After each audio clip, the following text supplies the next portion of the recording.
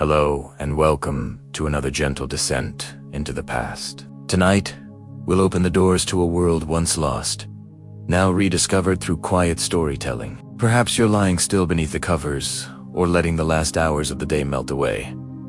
Either way, I'm honored to have you here. Let me know in the comments where you're tuning in from. Are we continents apart or just a few time zones away?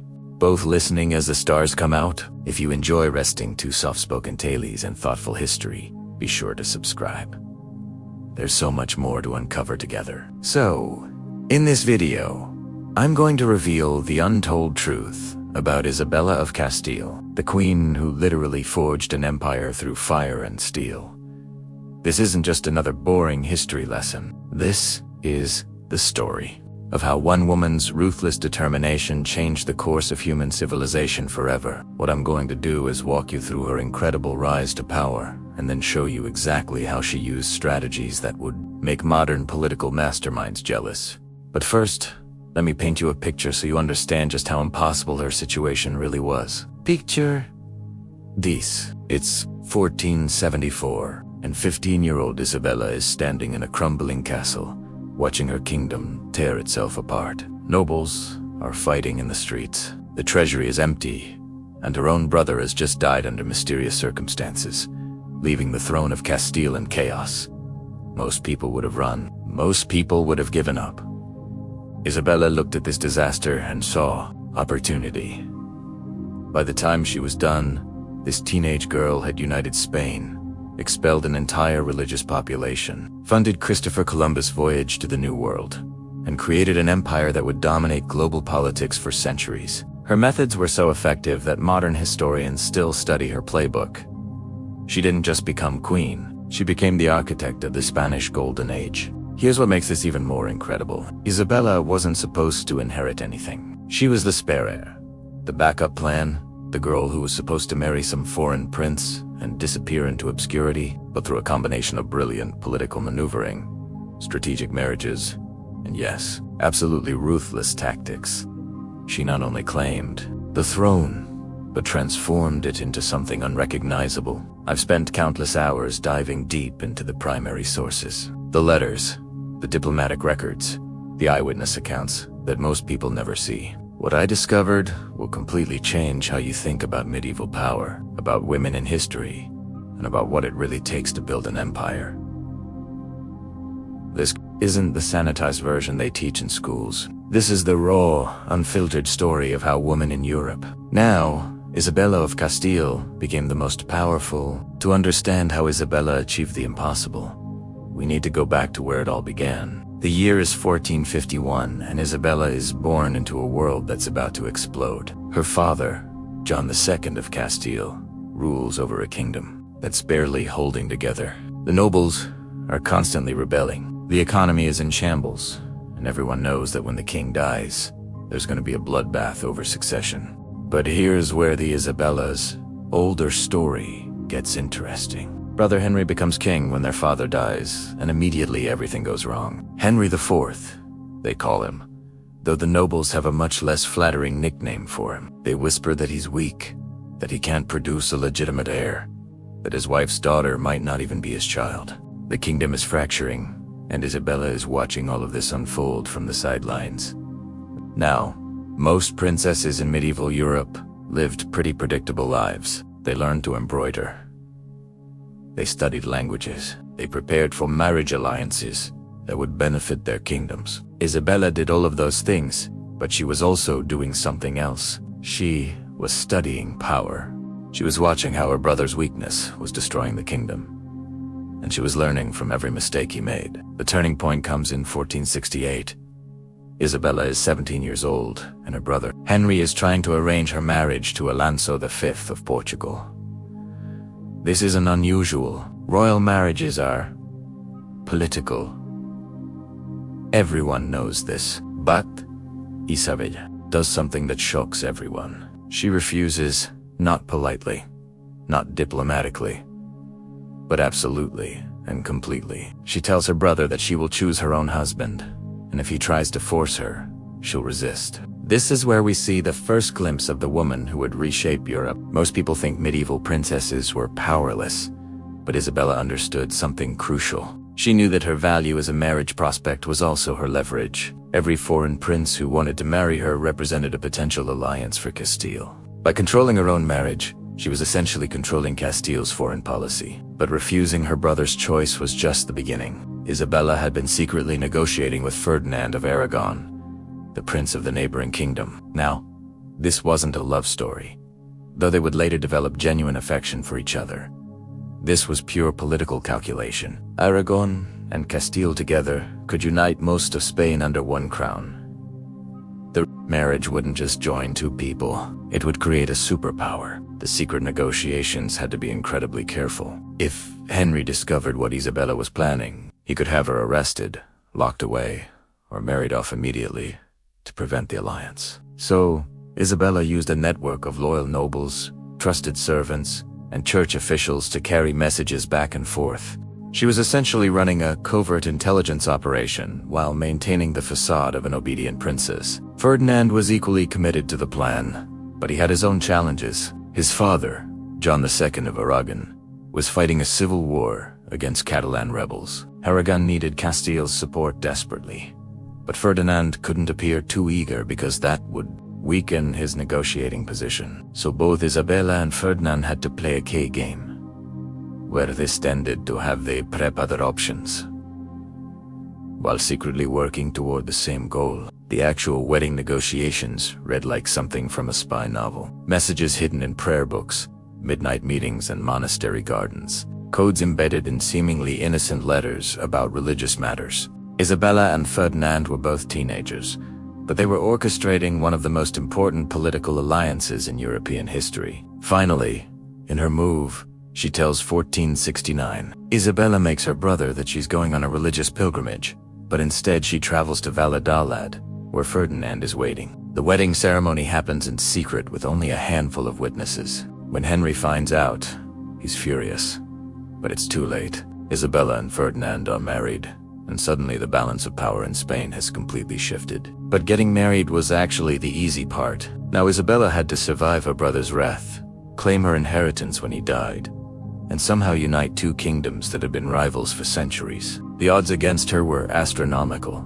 Henry immediately declared her disinherited and named his daughter Hannah as his successor instead. This creates a succession crisis that will define the next phase of Isabella's life. She has Ferdinand's support, but Ferdinand brings his own complications. The Aragonese nobles don't trust Castile. The Castilian nobles don't trust Aragon. And everyone is suspicious of a foreign prince having influence over their future queen. Isabella has to prove that she can rule independently, while also maintaining the alliance that makes her strong enough to rule at all. What happens next is a masterclass in medieval political warfare.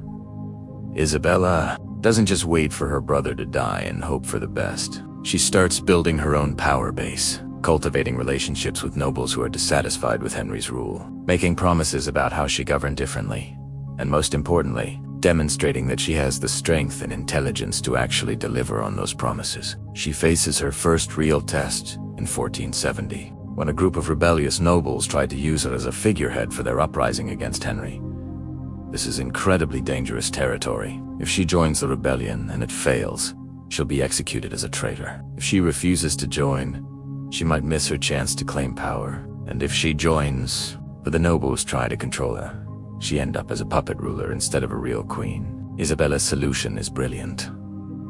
She agrees her terms. She aims to support the rebellion, but only insists on having command authority over any military actions taken in her name. She demands that all major decisions be approved by her personally. She essentially takes over the rebellion from the inside, turning what could have been a tool for manipulating her into a tool for demonstrating her leadership capabilities. The rebellion ultimately fails, but Isabella emerges from it stronger than before. The nobles who participated have seen that she's not just a pretty face or a convenient symbol. She's a leader who can make hard decisions under pressure. She's someone who can be trusted with real power, and perhaps most importantly, she's someone who won't be controlled by anyone else's agenda. By 1474, when Henry finally dies, Isabella has spent 6 years preparing for this moment. She's built alliances, proven her competence, and positioned herself as the legitimate heir, despite Henry's attempts to disinherit her. But claiming the throne and actually ruling are two completely different challenges. The moment Henry's death is announced, Isabella faces the most crucial decision of her life. Hannah, Henry's daughter, also claims the throne, and she has powerful supporters, including the King of Portugal, who wants to marry her and control Castile. Isabella has to move fast, but she also has to move smart. She's in Segovia when she gets the news, and within hours, she's proclaimed herself Queen of Castile in a ceremony that's both legally questionable and politically brilliant. She doesn't wait for approval from the nobles. She doesn't negotiate with potential rivals. She simply takes the crown and dares anyone to challenge her. It's an incredibly bold move that could have backfired spectacularly. But Isabella has calculated that bold action is less risky than hesitation. The coronation ceremony itself sends a powerful message. Isabella carries the sword of state herself, a symbol traditionally reserved for kings. She's announcing to everyone present that she intends to rule as a monarch in her own right, not as a queen consort or a figurehead. This isn't just symbolism. It's a declaration of war against anyone who thinks they can manipulate or control her. But symbols and ceremonies don't win wars. And Isabella is about to face the biggest military challenge of her career. Huayna's supporters aren't going to accept Isabella's coronation quietly. They're preparing for a civil war that will determine not just who rules Castile, but what kind of kingdom Castile will become. The civil war that follows is unlike anything medieval Spain has ever seen. This isn't just a dispute between rival claimants. It's a battle for the soul of the kingdom. On Oni's side, you have Isabella and Ferdinand representing a vision of centralized monarchy, where the crown has real power over the nobility. On the other side, you have Juana and her Portuguese supporters, backed by Castilian nobles who prefer a weak monarch they can control. They were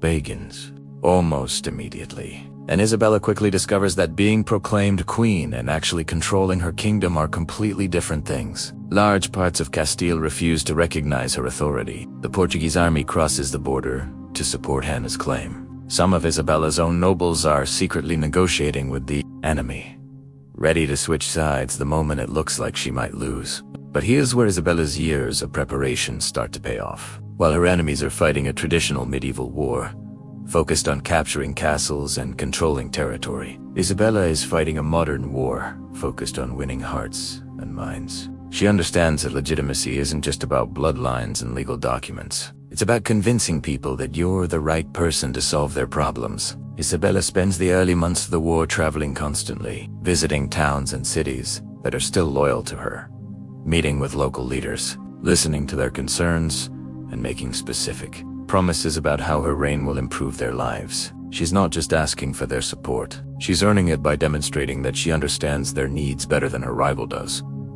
Meanwhile, Hannah is essentially invisible. She's protected by Portuguese soldiers, surrounded by foreign advisors, and completely disconnected from the daily reality of life. Isabella makes sure everyone knows this. Her supporters spread stories about how Hannah can't even speak proper Castilian anymore, how she's become more Portuguese than Spanish, how she'll turn Castile into a Portuguese colony if she wins. The propaganda war is just as important as the military campaign, and Isabella is winning both. She's not just fighting for the throne, she's fighting for the right to define what it means to be Spanish. This is bigger than a succession dispute. It's the birth of a national identity. The turning point comes at the Battle of Toro in 1476.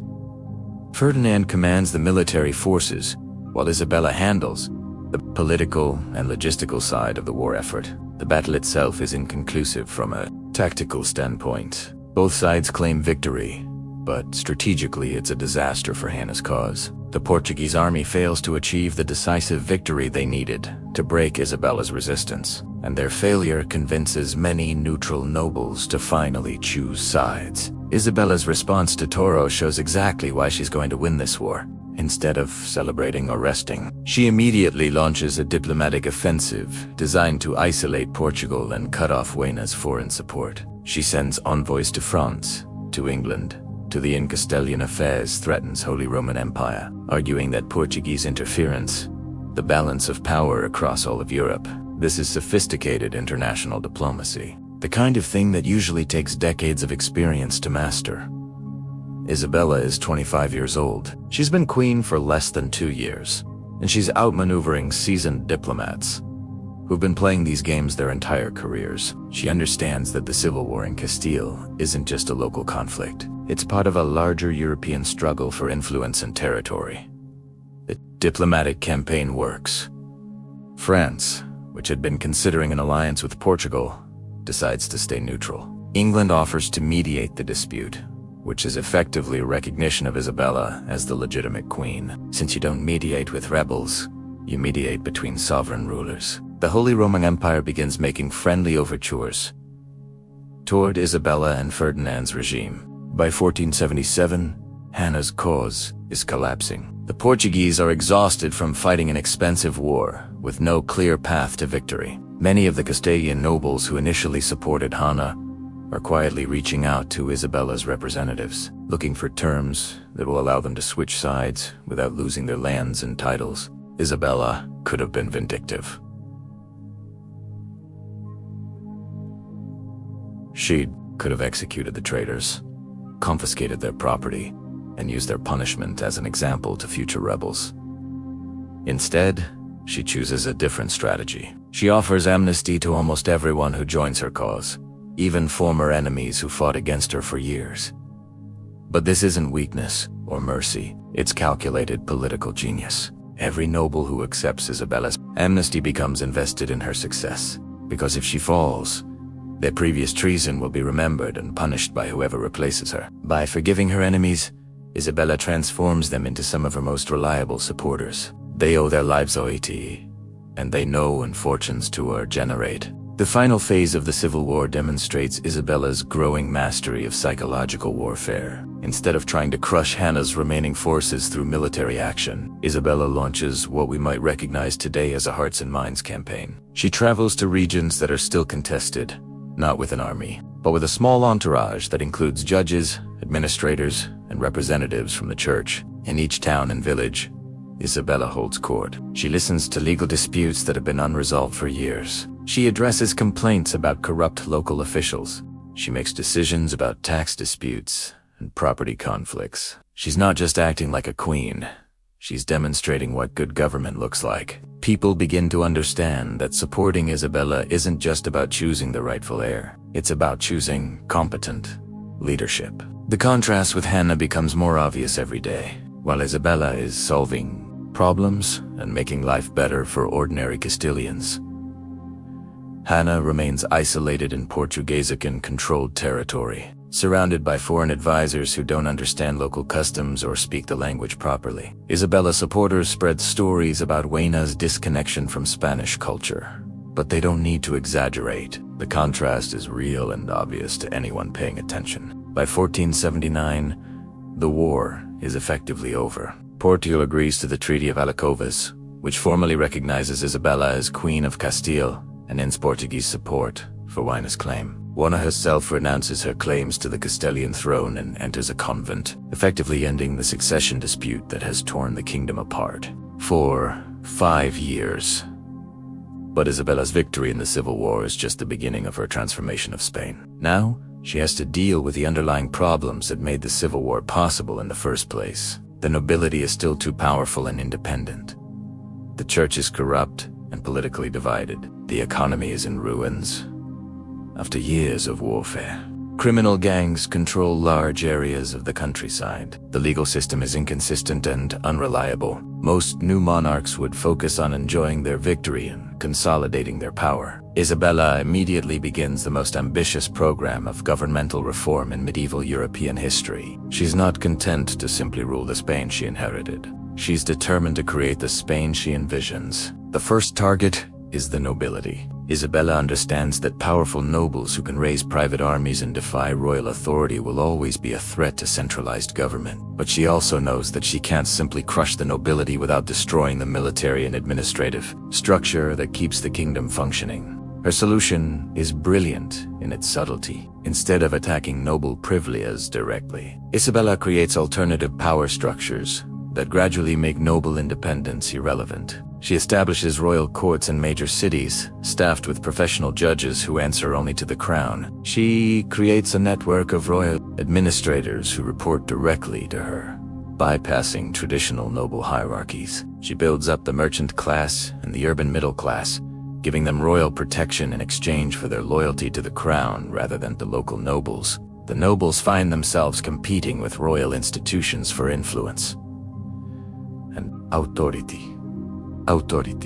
And royal institutions have advantages that noble power structures can't match. Royal courts are more reliable than noble justice because they follow consistent laws rather than personal whims. Royal administrators are more competent than noble officials because they're chosen for merit rather than family connections. Royal protection is more valuable than noble patronage because the crown has more resources and broader authority. Within a decade, Isabella has fundamentally altered the balance of power in Castile without fighting a single major battle against the nobility. The nobles still have their titles and their lands, but they no longer have the independent political authority that made them dangerous to royal power. They become part of a royal system rather than competitors with royal authority. The church presents an even more complex challenge. Unlike the nobility, which is primarily a political problem, the church represents both spiritual authority and enormous economic power. The Catholic Church owns roughly a third of all land in Castile, controls vast wealth through tithes and donations, and maintains its own legal system that operates independently of royal courts. Most importantly, the church has the power to legitimize or delegitimize royal authority through its teachings and ceremonias. Isabella's approach to church reform reveals her sophisticated understanding of power dynamics. She doesn't challenge the church's spiritual authority, which would be both politically dangerous and personally offensive to her genuine religious beliefs. Instead, she focuses on administrative corruption and political independence. She begins appointing her own candidates to key church positions, ensuring that religious leaders are loyal to the crown as well as to Rome. The transformation begins with individual cases that seem small but carry enormous symbolic weight. Take the case of Archbishop Alonso Curio of Toledo, one of the most powerful churchmen in Spain. Curillo had supported Isabella during the Civil War, but he expects his support to be rewarded with continued independence from royal oversight. When Isabella begins investigating corruption in his archdiocese and demanding financial accountability, Curillo realizes that the new queen operates very differently from previous monarchs. The confrontation comes to a head when Curillo refuses to provide detailed records of church finances in his territory. Isabella's response is swift and decisive. She doesn't attack Curillo directly or challenge his religious authority. Instead, she simply stops consulting him on political matters, begins appointing other church officials to positions he previously controlled, and makes it clear that royal favor depends on royal cooperation. Curillo attempts to rally other church leaders against what he calls royal interference in church affairs. But Isabella has been preparing for this moment. She's already secured support from reform-minded churchmen who are genuinely concerned about corruption and political manipulation within the church hierarchy. When Curillo calls for resistance to royal oversight, he finds himself isolated and outnumbered by his own colleagues. The lesson spreads quickly through the church hierarchy. Isabella isn't anti-religious or anti-church, but she won't tolerate church officials who think they can operate independent of royal authority. Within a few years, the Spanish church becomes one of Isabella's most reliable institutional supporters, because church leaders understand that cooperation brings rewards, while resistance brings isolation. Economic reform proves even more challenging than political reform. The Civil War has devastated trade, emptied the royal treasury, and destroyed confidence in Castilian currency. Merchants are reluctant to invest in long-term projects when they're not sure the government will survive. Farmers are producing less because bandits and soldiers have been stealing their crops for years. The taxation system is chaotic, with different regions paying different rates, and local officials keeping portions of what they collect for themselves. Isabella attacks these problems systematically, starting with the most visible issues that affect ordinary people's daily lives. Highway robbery has become so common that merchants travel in armed convoys, making trade expensive and dangerous. Isabella creates a new royal police force called the Santa Hermandad, the Holy Brotherhood, which has authority to pursue criminals across regional boundaries and noble territories. The Santa Hermandad represents a revolutionary concept in medieval law enforcement. Traditional justice was local and personal, administered by whoever controlled a particular territory according to their own rules and preferences. The Santa Hermandad operates under royal authority with standardized procedures and punishments that apply equally throughout Castile. The results are dramatic and immediate. Within 2 years, the major trade routes are safe enough for individual merchants to travel without armed escorts. Commerce begins flowing again, bringing tax revenue and economic confidence. But more importantly, ordinary Castilians see concrete evidence that royal authority can solve problems that local authorities couldn't or wouldn't address. Isabella uses this success to build support for more ambitious reforms. She standardizes weights and measures across the kingdom, eliminating the confusion and fraud that plagued commercial transactions when every region used different systems. She establishes royal courts in major commercial centers with judges trained specifically in commercial law, providing reliable and efficient resolution of business disputes. The currency reform demonstrates Isabella's growing confidence and sophistication. Castilian money has become almost worthless because previous monarchs debased the coinage to fund their wars. And pro-hex, Isabella takes the opposite approach.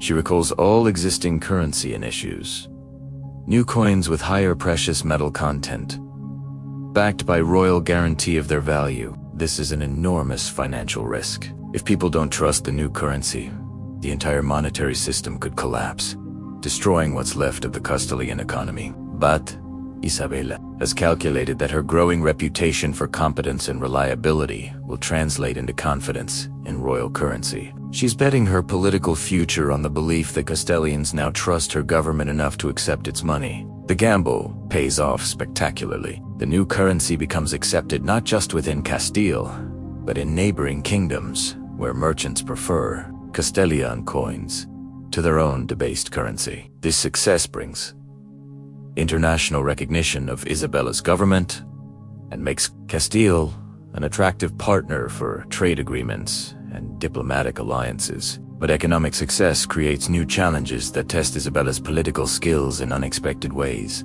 As trade increases and cities grow, a new merchant class emerges with wealth and ambitions that don't fit traditional social hierarchies. These merchants want political influence that matches their economic importance. But the noble class resents sharing power with people they consider social inferiors. Isabella's solution reveals her deep understanding of social dynamics. Instead of choosing sides between nobles and merchants, she creates new institutions that give both groups what they want while ensuring that royal authority remains supreme. She establishes city councils with both noble and merchant representatives, but under royal charters that define their authority and require royal approval for major decisions. The system works because it's based on mutual benefit rather than zero-sum competition. Nobles get formal recognition of their social status and guaranteed representation in local government. Merchants get political influence and legal protection for their commercial activities. The crown gets local administrators who are invested in the success of royal policies and dependent on royal authority for their positions. By 1485, Isabella has transformed Castile from a war-torn, economically devastated kingdom into the most efficiently governed state in Europe. The changes go far beyond mere political reform. She has created new social relationships, new economic structures, and new concepts of governmental authority that will influence European development for centuries. But Isabella's greatest challenge still lies ahead. All of her domestic reforms have been building toward a larger vision that goes far beyond the borders of Castile. She's not just trying to rule Spain more effectively. She's preparing Spain to become a global empire. The economic growth, political stability, and administrative efficiency she's created are the foundation for projects that will reshape the entire world. The signs of her larger ambitions are already visible to those who know how to read them. The Santa Hermandad isn't just a police force. It's a training ground for royal officials who understand how to implement centralized authority across diverse territories. The standardized legal system isn't just about domestic justice. It's a model that can be exported to conquered territories. The economic reforms aren't just about Castilian prosperity. They're about creating the financial resources necessary to fund massive military and exploration projects. Isabella's vision extends beyond Europe, beyond the Mediterranean world that has defined Spanish politics for centuries. She's looking toward territories and opportunities that most Europeans can't even imagine. The domestic transformation of Castile is just the first phase of a plan that will make Spain the dominant global power for the next 2 centuries. The key to understanding Isabella's strategy lies in recognizing that everything she's done so far serves a dual purpose. Every reform strengthens Castile internally, while also preparing the kingdom for external expansion. The administrative system she's created can be adapted to govern distant colonies. The military forces she's organized can be deployed for overseas campaigns. The economic foundation she's built can support the enormous costs of global empire. Most European monarchs of this period think in terms of regional politics, focusing on neighboring kingdoms and traditional rivals. Isabella is already thinking globally, preparing for conflicts and opportunities that won't fully emerge for decades. She's not just solving today's problems, she's positioning Spain to dominate tomorrow's world. The transformation of Castile under Isabella's rule represents one of the most successful examples of comprehensive governmental reform in European history. But for Isabella, it's not an end in itself. It's the foundation for something much larger and more ambitious. Every success creates new possibilities. Every achievement opens doors to greater challenges. The woman who refused an arranged marriage and fought a civil war to claim her throne has become the architect of Spanish greatness. But her greatest achievements still lie ahead in projects that will make her domestic reforms seem modest by comparison. Isabella is preparing to reshape not just Spain, but the entire balance of global power. The stage is now set for Isabella to make moves that will echo through history. But first, she faces a challenge that will test everything she's learned about wielding power. It's 1480 and messengers arrive at court with news that makes the entire room fall silent. The Kingdom of Granada, the last Muslim stronghold in Spain, has been launching raids into Castilian territory. Towns are being burned, civilians are being killed, and the local governors are begging for royal intervention. Now, here's where most medieval rulers would have simply sent a few military units to deal with the problem and called it a day. But Isabella sees something that nobody else recognizes. This isn't just a border dispute or a regional conflict. This is the opportunity she's been preparing for her entire reign. The Granada War won't just be about defending Castilian territory. It's going to be about completing the Reconquista, the centuries-long campaign to drive Muslim rule out of Spain entirely. But here's what makes this decision so brilliant and so dangerous. Granada isn't some weak city-state that can be conquered in a few months. It's a sophisticated kingdom with powerful fortifications, experienced military leaders, and alliances that stretch across North Africa. The mountainous terrain favors defenders. The population is united against Christian invasion, and previous Castilian attempts to conquer Granada have ended in disaster. Isabella knows all of this, but she also knows something her advisors don't fully understand. The domestic reforms she spent the last 6 years implementing haven't just made Castile stronger internally. They've created the governmental machinery necessary to sustain a long, expensive, complex military campaign. The administrative systems can handle the logistics of moving armies across difficult terrain. The economic reforms have generated the tax revenue needed to fund siege equipment and professional soldiers. The legal standardization means she can recruit troops from across Castile without worrying about conflicting local loyalties. The decision to invade Granada represents the ultimate test of everything Isabella has built. If she succeeds, she complete one of the great historical missions of medieval Christianity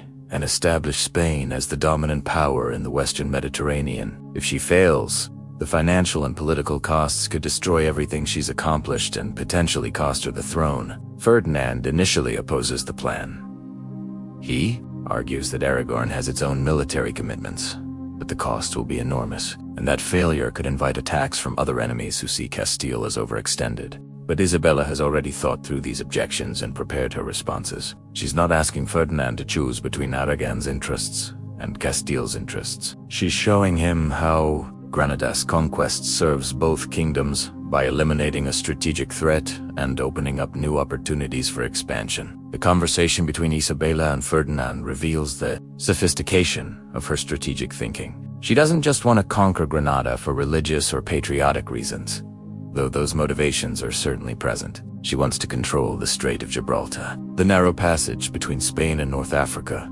that connects the Mediterranean to the Atlantic Ocean. Whoever controls Gibraltar controls one of the most important trade routes in the world. Isabella explains to Ferdinand that conquering Granada isn't just about completing the Reconquista. It's about positioning Spain to dominate maritime trade between Europe and Africa, between the Mediterranean and the Atlantic. The wealth from controlling Gibraltar will more than compensate for the costs of conquest, and the strategic advantages will make Spain practically invulnerable to naval attack from the south. Ferdinand is convinced, but now they face the practical challenge of actually organizing the campaign. This isn't going to be a traditional medieval war where noble armies fight a few battles and then go home for harvest season. Granada's mountain fortresses can only be taken through prolonged siege warfare, which means keeping professional armies in the field for months or even years at a time. The logistical requirements are staggering. Siege cannons have to be transported across mountainous terrain where there are no proper roads. Food supplies have to be maintained for thousands of soldiers operating far from Castilian territory. Ammunition, medical supplies, and equipment replacements have to be delivered to army camps that might be besieged themselves by Granada's mobile cavalry units.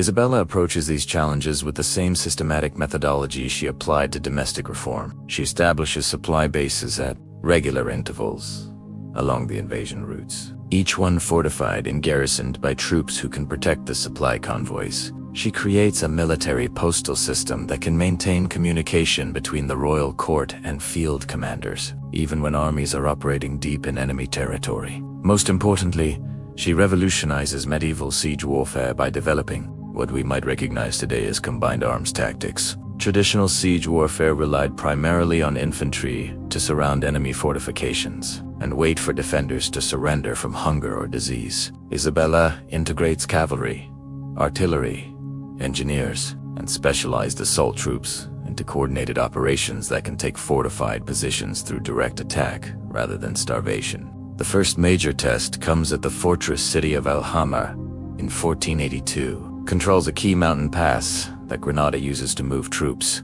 and supplies between its northern and southern territories. Capturing Alhama won't end the war, but it will cut Granada's kingdom in half and force the defenders to fight on two separate fronts. The Siege of Alhama reveals Isabella's personal involvement in military planning. She doesn't just give general orders and wait for reports from her commanders. She studies detailed maps of the fortress, interviews prisoners and refugees who know the layout of the defenses, and works with her engineers to identify the most vulnerable points in the walls. When the assault begins, Isabella establishes her command post close enough to the fighting that she can see the battle developing in real time and adjust her orders accordingly.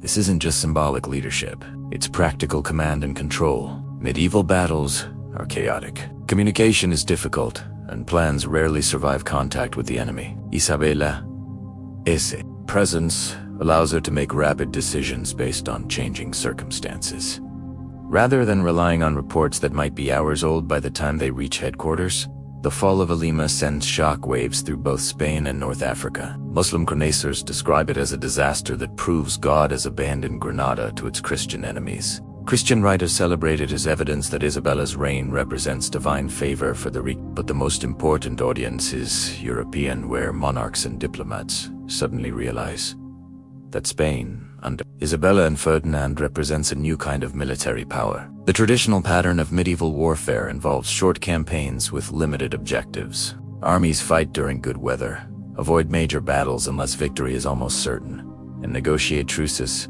whenever military costs become too expensive. Isabella's Granada campaign operates according to completely different principles.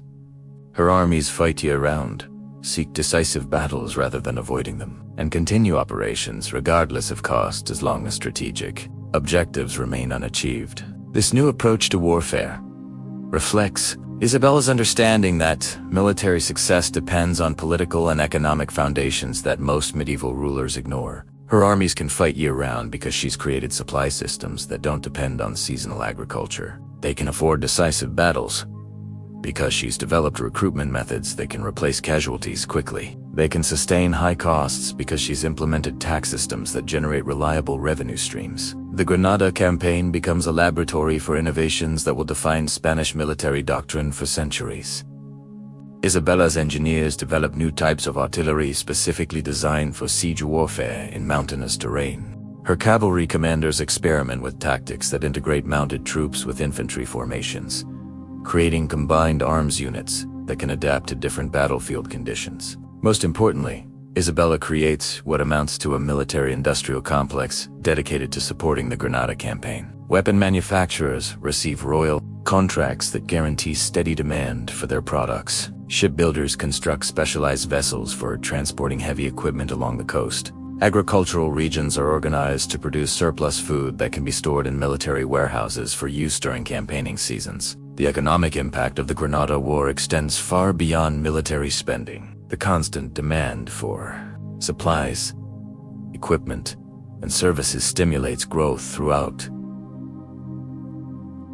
the Spanish economy. Merchants who supply the army become wealthy and influential. Craftsmen who produce military equipment expand their workshops and train additional apprentices. Farmers who sell surplus crops to military contractors invest their profits in land improvements and livestock. Isabella understands that this economic growth isn't just a beneficial side effect of military spending. It's a strategic asset that makes the Granada campaign self-sustaining. The more money she spends on the war, the more tax revenue the war generates through economic growth. The more successful her army is, the more attractive military service becomes to ambitious young men throughout Spain. By Granada, war has transformed from 1485, the original conflict, into a national crusade that defined Spanish identity. Isabella has successfully convinced her subjects that conquering Granada isn't just about territorial expansion or religious duty. It's about proving that Spain deserves to be recognized as the greatest Christian kingdom in Europe. The propaganda campaign supporting the Granada War demonstrates Isabella's sophisticated understanding of public opinion and morale. She doesn't rely on traditional royal proclamations or church sermons to maintain popular support for an expensive, dangerous military campaign. Instead, she creates what we might recognize today as a comprehensive media strategy designed to keep the war visible and popular throughout Spanish society. Balladors and storytellers receive royal patronage to compose songs and poems, celebrating Spanish victories and honoring soldiers who die fighting for the faith. Artists receive commissions to create paintings and sculptures that depict Granada's conquest as part of Spain's divine mission. Scholars are encouraged to write histories that place the current war in the context of centuries of Christian struggle against Muslim occupation. The cultural campaign works because it gives ordinary Spaniards a way to participate in the Granada War, even if they're not soldiers. Merchants who provide supplies, farmers who grow food for the army, craftsmen who make equipment, and clergy who pray for victory all see themselves as contributors to a great national enterprise. Isabella has transformed military conquest into a collective Spanish achievement, but the most brilliant aspect of Isabella's Granada strategy isn't military or economic or cultural. It's diplomatic. While Spanish armies are fighting Muslim defenders in the mountains of southern Spain, Spanish diplomats are working to isolate Granada from potential allies and secure international support for the Reconquista.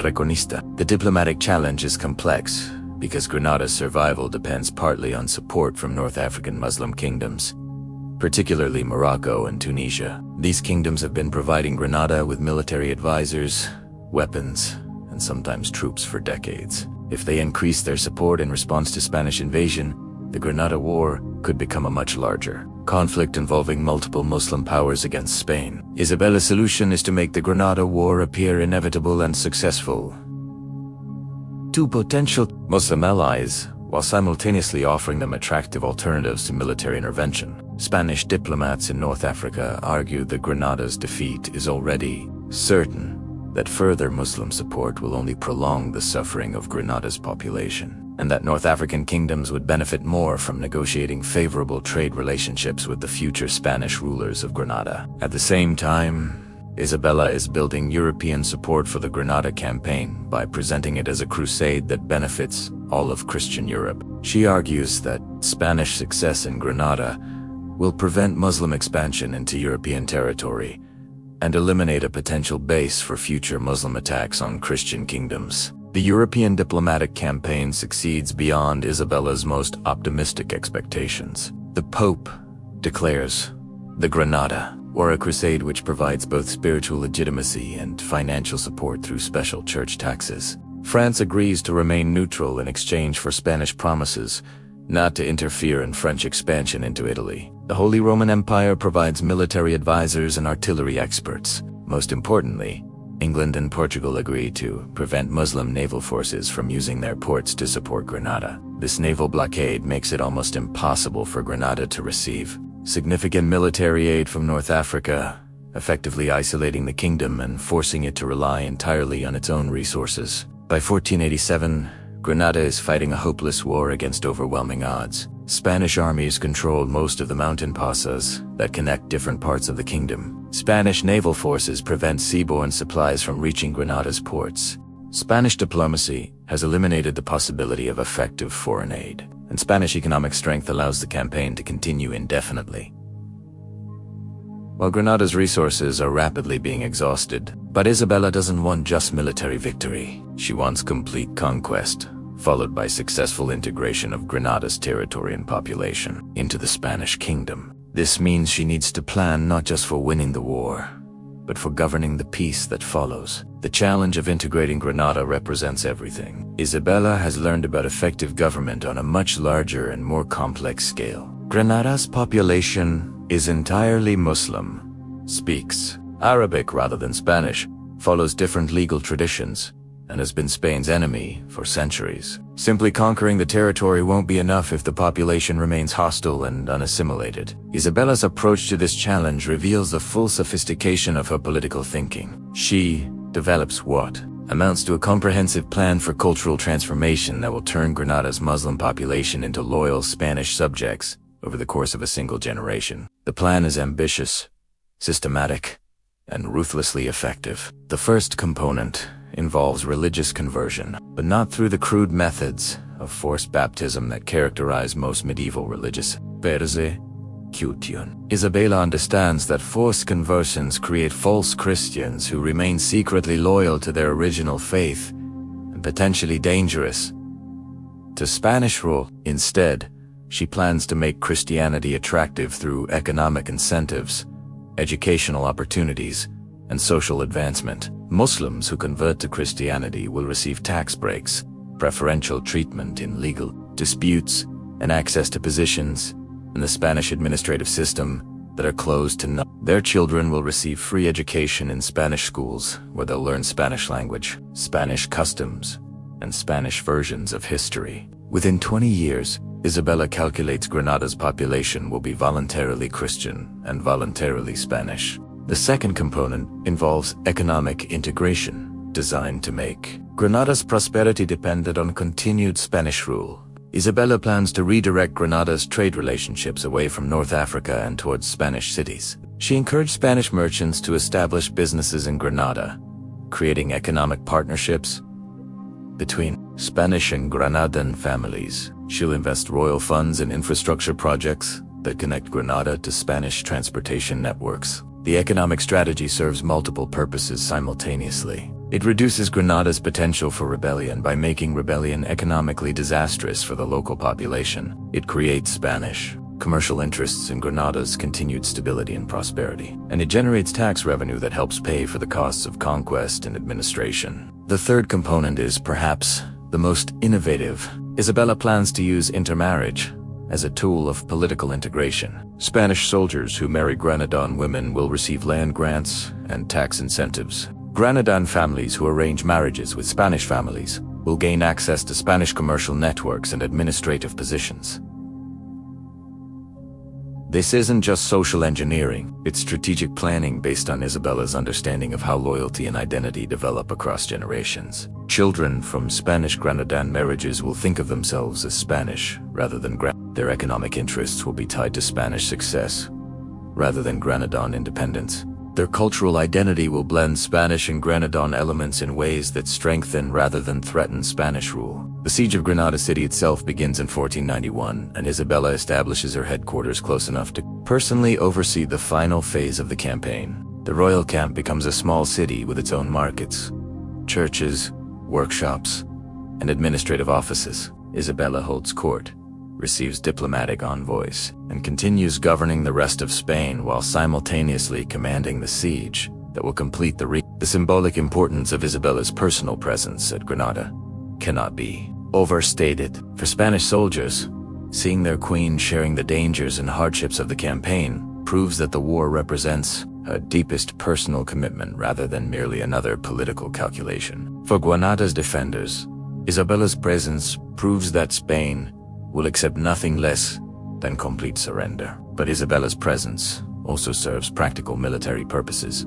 Medieval sieges often drag on for months because field commanders become cautious about casualties and expenses. Isabella's personal involvement ensures that the siege maintains maximum pressure on Granada's defenders, while also demonstrating to her own forces that retreat or compromise are not options. The fall of Granada in January 1492 represents the culmination of Isabella's transformation from teenage princess to master of statecraft. The victory isn't just military. It's the successful execution of a comprehensive strategy that integrated domestic reform, economic development, diplomatic maneuvering, cultural transformation, and military innovation into a coherent program of national expansion. But even as Isabella accepts Granada's surrender, she's already planning projects that will make the conquest of Granada seem modest by comparison. The administrative systems she developed for governing Granada can be adapted for governing territories across the oceans. The military innovations she perfected in the Granada War can be applied to campaigns in distant continents. The economic growth generated by the Granada campaign provides the financial foundation for exploration and colonization projects that will reshape the entire world. The completion of the Reconquista marks the end of medieval Spain and the beginning of imperial Spain. Isabella has spent 20 years transforming a weak, divided kingdom into the most powerful and efficiently governed state in Europe. Now she's ready to transform Europe itself by making Spain the center of the first truly global empire in human history. The woman who refused an arranged marriage has become the architect of Spanish greatness. The teenage princess who fought a civil war for her throne has become the queen who completed an 800-year crusade. But Isabella's greatest achievements still lie ahead in projects that will make her the most important monarch of the early modern period and establish Spain as the dominant global power for the next 2 centuries. The year is 1492.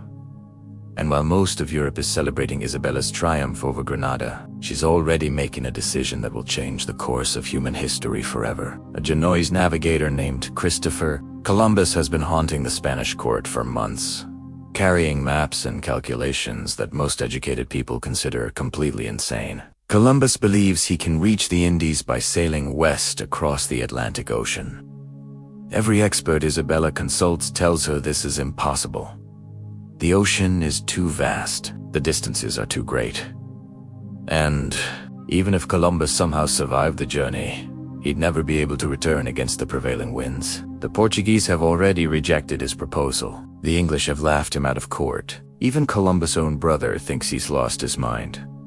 But Isabella sees something that everyone else is missing. The Granada War has proven that impossible projects become possible when you have the right combination of resources, determination, and strategic vision. More importantly, she understands that the greatest rewards come from taking risks that other people consider too dangerous to attempt. The conversation between Isabella and Columbus reveals exactly why she's become the most successful monarch in Europe. She doesn't just listen to his presentation about sailing routes and wind patterns. She asks him about contingency plans, backup strategies, and alternative objectives. What happens if you don't reach the Indies? What other opportunities might you discover along the way? How do you plan to establish Spanish authority over any territories you claim? Columbus has prepared for these questions because he understands that Isabella doesn't fund expeditions based on hope and optimism. She funds projects that serve Spanish strategic interests, regardless of whether their primary objectives succeed or fail. Even if Columbus never reaches the Indies,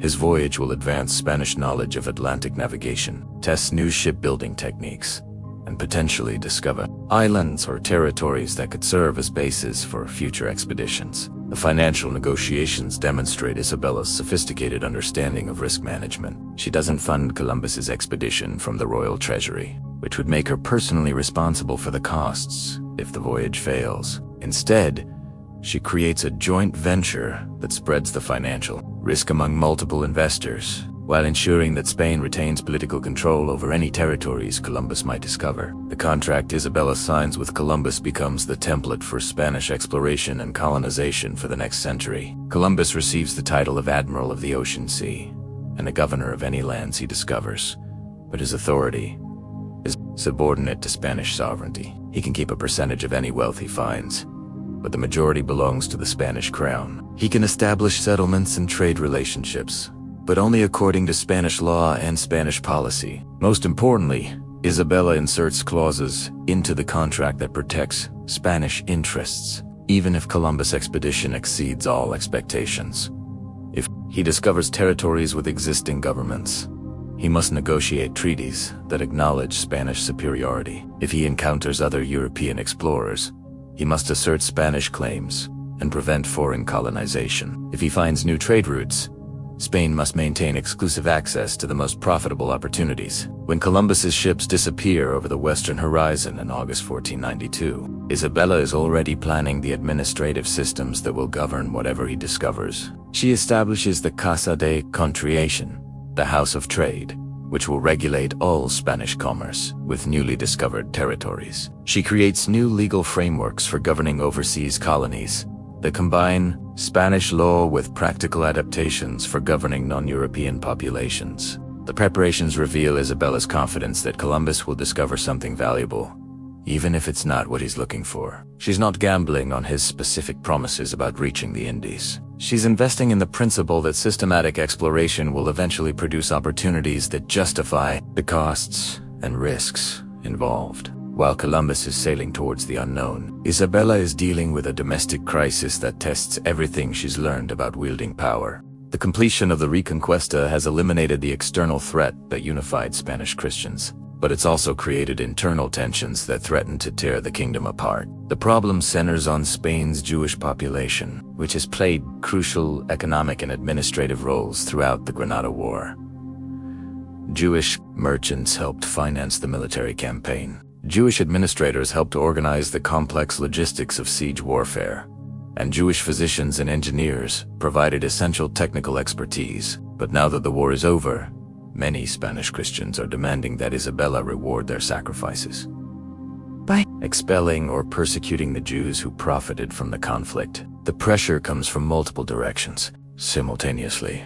Church leaders argue that completing the Reconquista requires purifying Spain of all non-Christian influences. Noble families want access to Jewish commercial networks and properties. Urban populations blame Jews for economic problems that actually result from the costs and disruptions of 8 years of warfare. Isabella faces an impossible choice between contradictory imperatives. Expelling the Jews will eliminate crucial economic and administrative expertise that Spain needs for governing Granada and funding future expansion projects. But protecting the Jews risks alienating the Christian majority that provides the political foundation for her rule. The decision she makes reveals both the brilliance and the ruthlessness that define her approach to sin. In March 1492, Isabella issues the Edict of Expulsion, which gives Spanish Jews for months to either convert to Christianity or leave the kingdom permanently. Jews who convert can retain their property and positions, but Jews who refuse conversion must sell their assets and abandon everything they've built in Spain. The edict appears to satisfy Christian demands for religious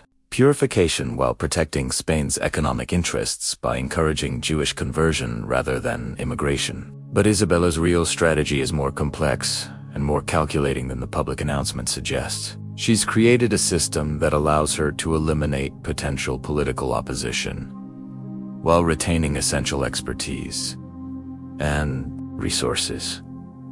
Jews who convert become completely dependent on royal protection for their safety and prosperity, making them natural allies of centralized monarchy against noble and popular opposition. Jews who immigrate take their wealth and skills to competing kingdoms, potentially weakening Spain's rivals by creating internal tensions over Jewish integration. The implementation of the expulsion reveals Isabella's mastery of administrative efficiency. She doesn't rely on local authorities to enforce the edict, because local authorities might be corrupted by bribes or intimidated by threats. Instead, she creates royal commissions with specific instructions about property confiscation, procedures, and immigration logistics. The royal commissions operate according to standardized procedures that minimize opportunities for corruption or favoritism. Jewish property is appraised by certified evaluators. Conversion ceremonies are conducted according to official protocols, and immigration is organized through designated ports with royal oversight.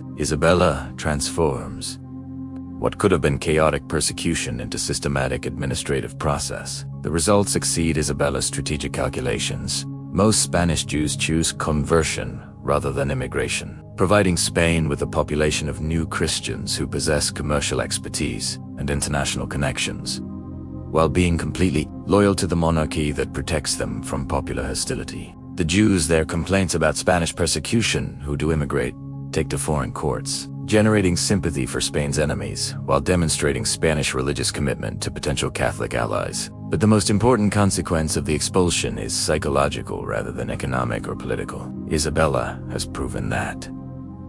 She is willing to make decisions that cost her personally in order to serve what she believes are Spain's long-term interests. The Jewish expulsion is genuinely painful for her, because she values the contributions Jews have made to Spanish success, and she recognizes the injustice involved in punishing loyalty with exile. The willingness to make painful decisions based on strategic calculation rather than personal preference becomes the defining characteristic of Isabella's mature statecraft. She doesn't govern according to her own desires or emotions. She governs according to what she believes will make Spain stronger, more unified, and more successful in competition with other European powers. The psychological transformation is visible to everyone who works with Isabella regularly. Courtier has noticed that she's become more distant and formal in her interactions, less interested in personal relationships and more focused on institutional responsibilities. Advisors find that she's less willing to discuss the moral implications of policy decisions and more interested in their practical effectiveness. The change isn't callousness or indifference to human suffering. It's the evolution of a ruler who has learned that sentimental decision-making produces sentimental results, while strategic decision produces strategic advantages. Isabella has become the kind of monarch who can order actions that break her heart, if she believes those actions will strengthen her kingdom. The news of Columbus's return in March 1493 arrives at a Spanish court that has been fundamentally transformed by the events of the previous year. Isabella has completed the Reconquista, expelled the Jews, and established administrative systems for governing newly conquered territories. Now, she discovers that Columbus has found something that exceeds even her most optimistic expectations. Columbus hasn't reached the Indies, but he's discovered islands with gold deposits, friendly populations, and strategic locations that could serve as bases for further exploration. More importantly, he's proven that systematic ocean exploration can produce tangible results rather than just romantic adventure. Isabella's investment in his expedition has generated both immediate returns and long-term opportunities.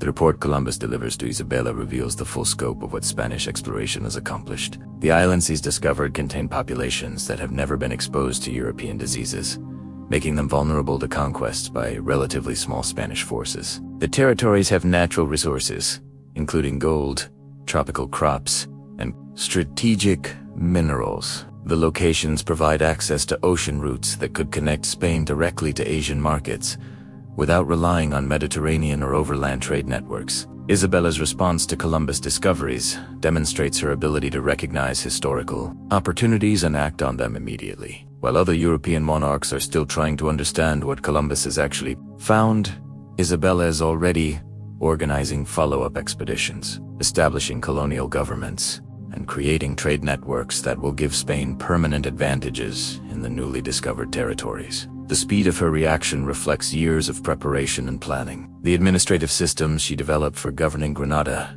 can be adapted for governing Caribbean islands. The military innovations she perfected during the Reconquista can be applied to campaigns against populations that have never encountered European warfare. The economic network she created to support the Granada War can be extended to exploit New World resources. But Isabella's most brilliant insight concerns the relationship between her American discoveries and European politics. She understands that controlling access to American wealth will give Spain decisive advantages in European conflicts for decades to come. The gold and silver that Columbus has found won't just make Spain rich. It will make Spain powerful enough to dominate European diplomacy and warfare. The papal bull in Terra, which Isabella secures in May 1493, demonstrates her sophisticated understanding of international law and diplomatic legitimacy. The Pope's declaration that Spain has exclusive rights to territories west of a specified meridian doesn't just protect Spanish claims against Portuguese competition. It creates legal foundations for Spanish expansion that other Catholic kingdoms will find difficult to challenge without appearing to defy papal authority. Isabella's negotiations with Portugal over the Treaty of Tordesillas reveal her growing confidence in Spanish power and her willingness to make concessions that seem generous but actually serve Spanish interests. She agrees to move the papal meridian farther west, giving Portugal additional territory for colonization. But she retains Spanish control over the Caribbean islands that Columbus has already explored, and she secures Portuguese recognition of Spanish sovereignty over any territories Spain might discover in the future. The treaty appears to divide the undiscovered world equally between Spain and Portugal, but Isabella understands that Spain's advantages in shipbuilding, navigation,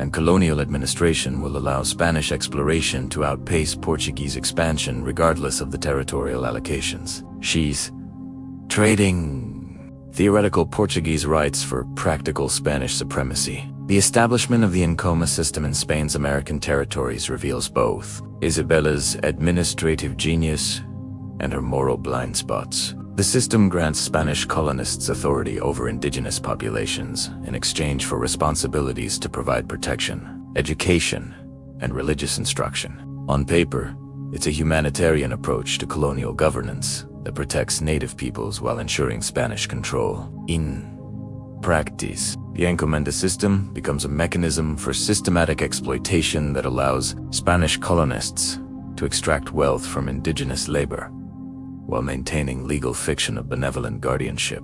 Isabella creates detailed regulations designed to prevent abuse, but she also creates enforcement mechanisms that depend on colonial administrators, who benefit personally from the system they're supposed to regulate. The contradiction reflects Isabella's fundamental approach to governance, which prioritizes effective control over moral consistency. She genuinely believes that Spanish colonization will benefit indigenous populations by exposing them to Christianity and European civilization. But she also recognizes that Spanish colonists won't invest their lives and resources in American ventures unless they can expect substantial profits from their efforts. Isabella's solution is to create systems that appear humanitarian while functioning economically, allowing her to satisfy moral critics while maintaining colonial profitability. The encomienda regulations include provisions for indigenous education, legal protection, and gradual integration into Spanish society. But the implementation depends on colonial officials who understand that their own success requires maximizing rather than minimizing indigenous productivity. By 1500, Isabella has transformed Spain from a regional European power into a global empire that spans multiple continents and controls trade routes connecting Europe, Africa, and America. The administrative systems she's created can govern territories from the Arctic to the tropics. The military innovation she's developed can defeat enemies ranging from European knights to American warriors. The economic networks she's established can move wealth and resources across thousands of miles of ocean. But the most remarkable aspect of Isabella's achievement isn't the scope of Spanish expansion. It's the speed with which she's accomplished the transformation. In less than 25 years, she's taken a kingdom that was barely capable of governing itself and turned it into an empire that dominates global politics. The changes she's implemented affect every aspect of Spanish society, from legal systems to religious practices to economic relationships. The transformation has come at enormous personal costs. Isabella has sacrificed relationships, compromised principles, and made decisions that have caused suffering to thousands of people. She's become isolated from normal human connections by the demands of wielding absolute power over diverse populations across multiple continents. But Isabella has also achieved something that no previous monarch in European history has accomplished. She's created an empire based on systematic planning rather than random conquest, administrative efficiency rather than personal charisma, and strategic vision rather than tactical opportunism. The Spanish empire she's built will outlast her own lifetime by centuries and influence global development in ways that are still visible today. The woman who began as a teenage princess fighting for recognition has become the architect of the first truly global empire in human history. But Isabella's story is far from over. The systems she's created are still evolving. The territories she's claimed are still being explored, and the consequences of her decisions are still rippling outward in ways that she's only beginning to understand. The Isabella of 1500 is no longer the idealistic young queen who believed that good intentions could overcome political obstacles. She's become a master of statecraft who understands that effective leadership requires making choices between competing values rather than trying to satisfy all moral imperatives simultaneously. She's learned that building empires requires accepting responsibility for consequences that extend far beyond original intentions. Yet Isabella remains committed to the vision that has guided her throughout her reign. She still believes that Spanish expansion serves divine purposes, that European civilization represents progress over alternative social systems, and that centralized monarchy provides better governance than feudal fragmentation. The methods she uses to pursue these goals have become more sophisticated and more ruthless, but the underlying objectives remain consistent. The final phase of Isabella's reign will test whether the empire she's built can survive the transition from personal rule to institutional governance. She's created systems that depend heavily on her own decision-making ability, her personal relationships with key administrators, and her reputation for competence and determination. The question that will define her legacy is whether Spanish imperial governance can function effectively under less capable successors. Isabella understands this challenge and has spent years preparing for it by creating institutions that can operate independently of particular rulers. The Council of the Indies, the Casat Contrayan, and the various colonial administrative systems all include checks and balances designed to prevent individual corruption or incompetence from destroying Spanish are only as strong as the people who imperial effectiveness, but institutions staff them and the traditions that guide their operations. Isabella's greatest achievement may be that she's created not just an empire, but the imperial culture that will continue pursuing Spanish expansion and Spanish interests long after her own death. The administrators, soldiers, merchants, and colonists who served the Spanish Empire have internalized Isabella's vision of Spanish greatness and Spanish destiny. The legacy of Isabella's reign extends far beyond the territories Spain controls or the wealth Spanish colonies generate. She's fundamentally altered the relationship between European monarchies and global politics.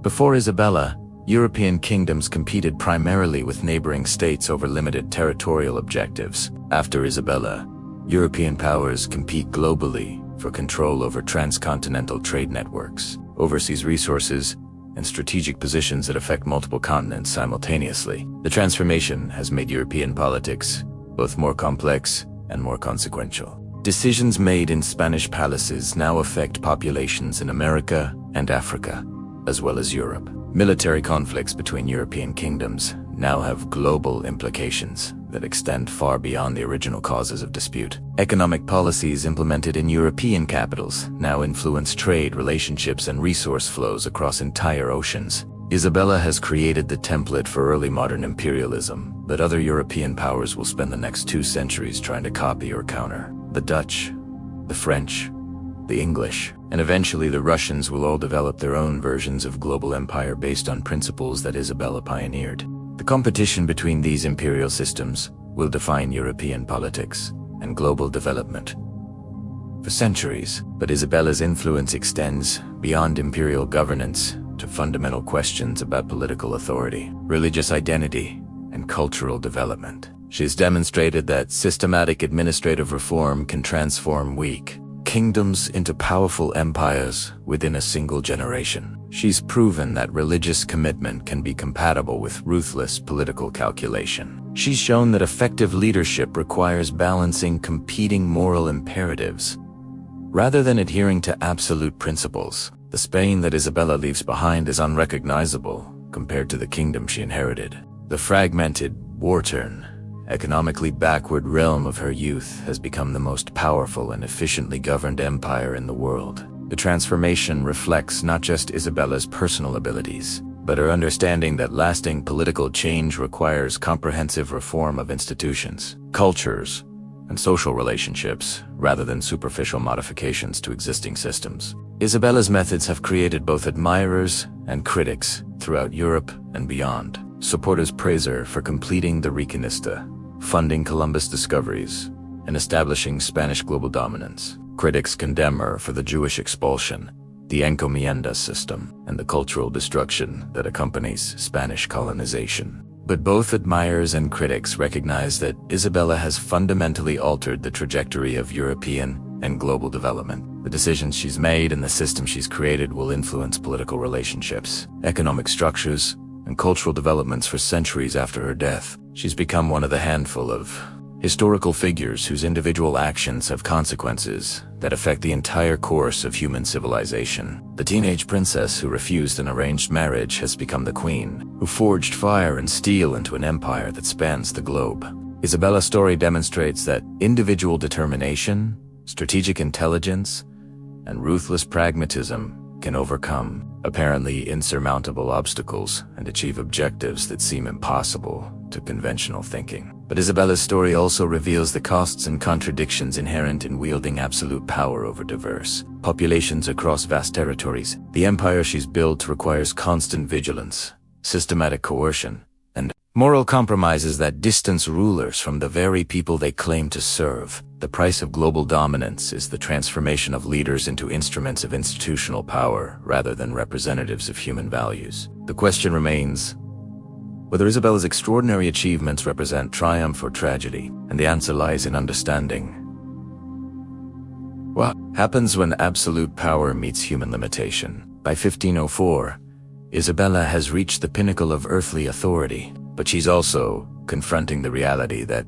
even the most successful rulers cannot control the forces they unleash. The first cracks in Isabella's imperial design become visible through her own family. She has 5 children, each representing a carefully planned piece. In her grand strategy for European dominance, Catherine will marry Henry VIII of England, creating an alliance that should secure Spain's northern flank. Joanna will inherit Castile and continue Isabella's domestic reforms. Juan will rule Aragon and maintain the unity Isabella forged with Ferdinand. Maria will strengthen ties with Portugal through marriage. Isabella will serve as a backup heir and diplomatic asset. But human beings refuse to behave like chess pieces, and Isabella discovers that controlling kingdoms is simpler than controlling children. Juan Diaz suddenly in 1497, destroying Isabella's succession plans and leaving Joanna as the primary heir. Joanna shows disturbing signs of mental instability that make her unsuitable for the demands of imperial governance. Catherine's marriage to Henry becomes a diplomatic disaster. When Henry decides he needs a male heir more than he needs Spanish friendship, the personal tragedies force Isabella to confront the fundamental weakness in her entire system of government. She's created an empire that depends on competent, dedicated leadership at every level, from colonial administrators in America to royal successors in Europe. But competence and dedication cannot be inherited, and Isabella has no guarantee that future rulers will possess the abilities necessary to maintain what she's built. The problem becomes acute when Isabella realizes that Joanna's mental condition makes her incapable of the strategic thinking and ruthless decision-making that imperial governance requires. Joanna is intelligent and well-educated, but she cannot focus on political objectives for extended periods, and she becomes paralyzed by emotional crises that would barely distract a competent ruler. Isabella's solution reveals both her pragmatic brilliance and her growing desperation. She begins training Joanna's husband, Philip of Burgundy, to serve as the real power behind Joanna's nominal authority. Philip is ambitious, competent, and completely committed to expanding Habsburg influence through his marriage connection to Spanish imperial resources. But Philip's ambitions create new problems that Isabella didn't anticipate.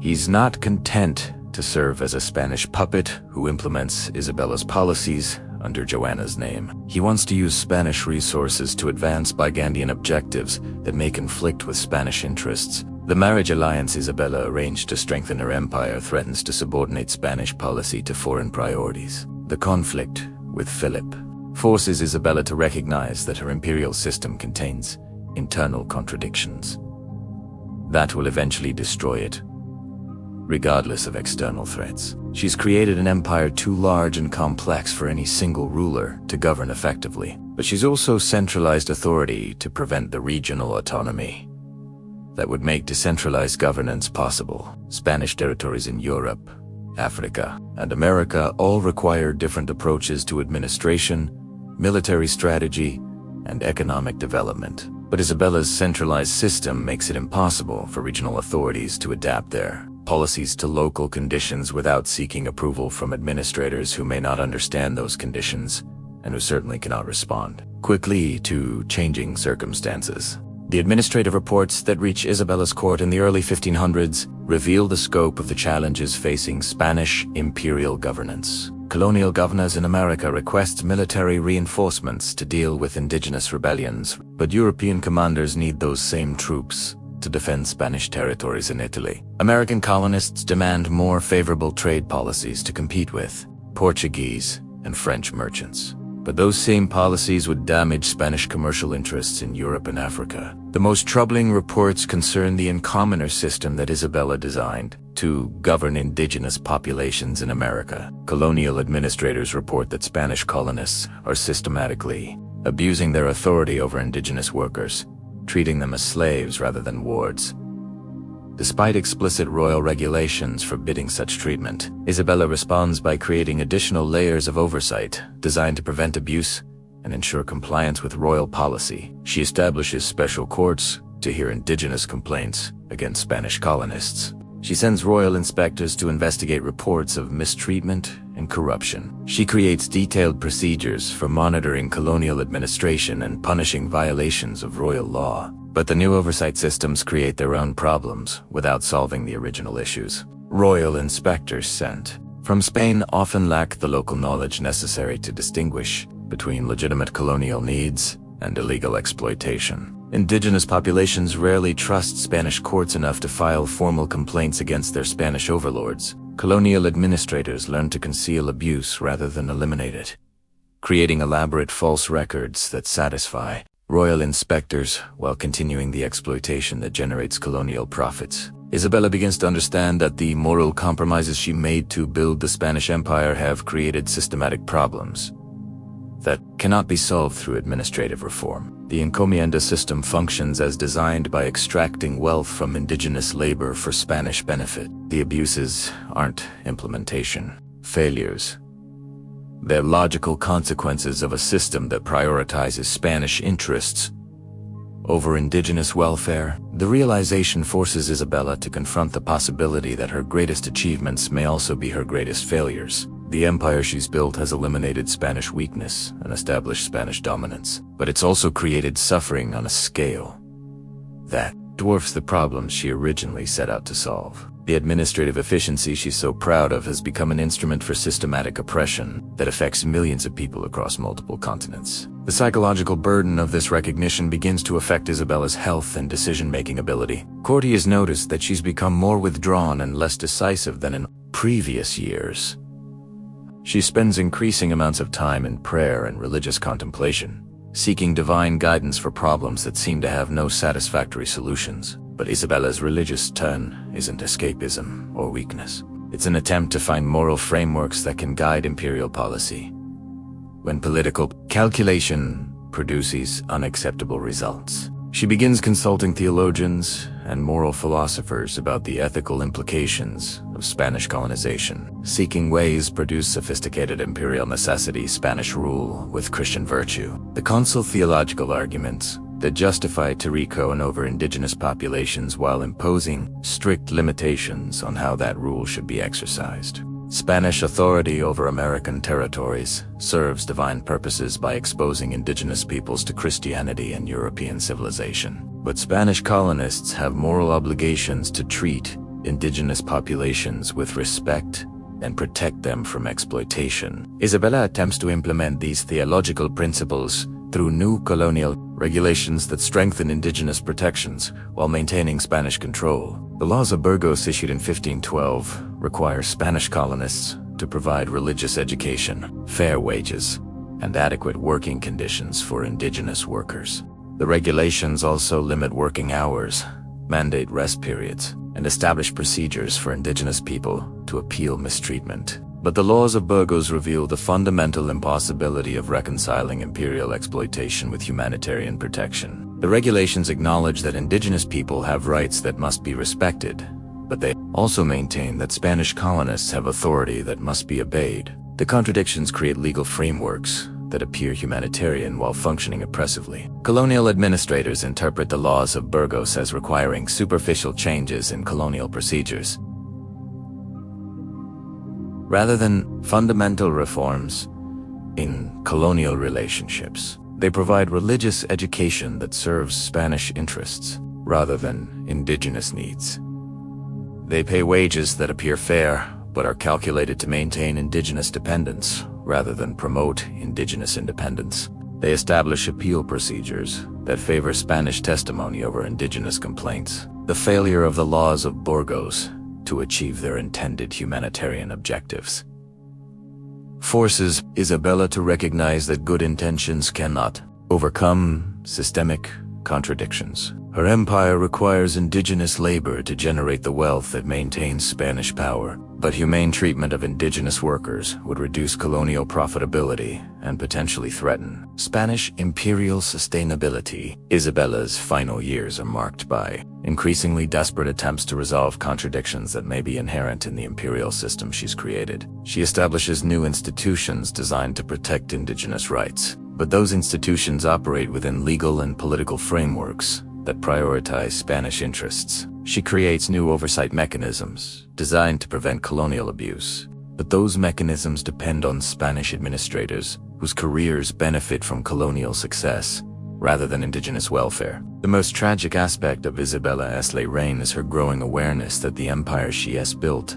will outlast her ability to control it. The administrative systems she's created are functioning according to their own institutional logic, rather than her personal intentions.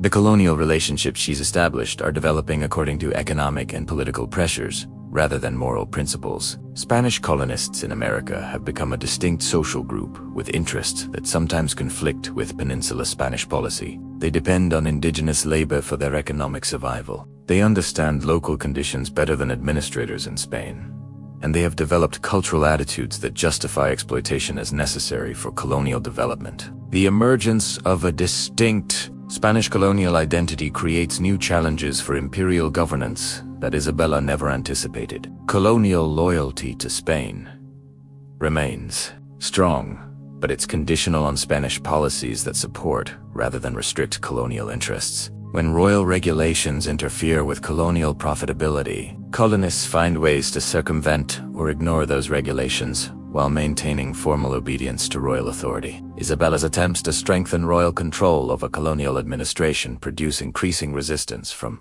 colonists who argue that distant administrators cannot understand local needs or make effective policy for territories they've never visited. The colonists aren't challenging Spanish sovereignty, but they're asserting the right to interpret royal policy according to colonial circumstances. The tension between peninsula control and colonial autonomy will eventually destroy the Spanish Empire. But Isabella cannot foresee that outcome because she's still thinking in terms of personal rule rather than institutional development. She assumes that future Spanish monarchs will possess the competence and dedication necessary to maintain centralized control over global territories. But Isabella's own experience demonstrates the impossibility of maintaining personal control over an empire that spans multiple continents and governs diverse populations with conflicting interests. Even with her extraordinary abilities and tireless dedication, she's losing control over policies and outcomes in territories that she nominally rules but cannot effectively govern. The administrative reports reaching Isabella's court in her final years reveal the scope of imperial challenges that are beyond any individual ruler's capacity to manage. Colonial governors request contradictory policies that cannot be simultaneously implemented. European allies demand Spanish support for objectives that conflict with Spanish colonial interests. American territories generate wealth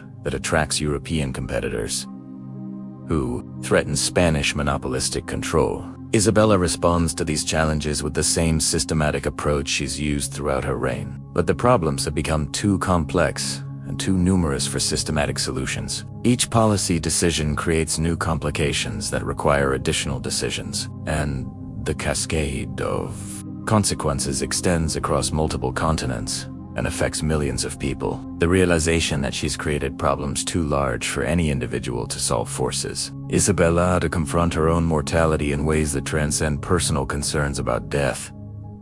She's not just dying as an individual, she is leaving behind an empire that may not survive the transition to less capable successes. Isabella's final political acts focus on creating institutional safeguards designed to preserve Spanish imperial unity after her death. She establishes detailed succession procedures that should prevent civil wars over royal inheritance. She creates administrative councils with authority to maintain policy continuity during transitions between monarchs. She negotiates international agreements that should protect Spanish interests, regardless of changes in Spanish leadership. But Isabella also recognizes that institutions cannot substitute for the personal qualities that effective imperial governance requires. Her successors will need strategic intelligence, moral courage, and ruthless pragmatism to maintain an empire that faces constant internal and external challenges. They will need to make decisions that balance competing interests across multiple continents, while maintaining Spanish unity and Spanish dominance. The tragedy of Isabella's situation is that she succeeded too completely in centralizing Spanish authority around her own person. The empire she has built depends on competent central leadership that her successors may not be able to provide. The administrative systems she's created require coordination and oversight that future monarchs may not possess the ability or dedication to maintain. Isabella's death in November 1504 marked the end of one of the most successful reigns in European history, but it also begins the slow dissolution of the empire she spent her life building. The institutional frameworks she created will survive for centuries, but they will never again function with the efficiency and effectiveness that characterized her personal rule. The woman who transformed a weak medieval kingdom into a global empire has also revealed the fundamental limitations of personal monarchy in an age of institutional complexity. Isabella's extraordinary achievements demonstrate what individual determination and intelligence can accomplish, but they also show that even the most capable rulers cannot solve the contradictions inherent in governing diverse populations across vast territories. Her legacy extends far beyond the Spanish Empire to influence fundamental questions about political authority, imperial governance, and the relationship between moral intentions and political consequences. Isabella proved that systematic reform can transform weak states into powerful empires within a single generation. But she also demonstrated that power creates responsibilities that no individual can fully comprehend or control. The fire and steel that Isabella forged into an empire will continue burning long after her death, but the flames will consume Spanish resources and Spanish unity as well as Spanish enemies.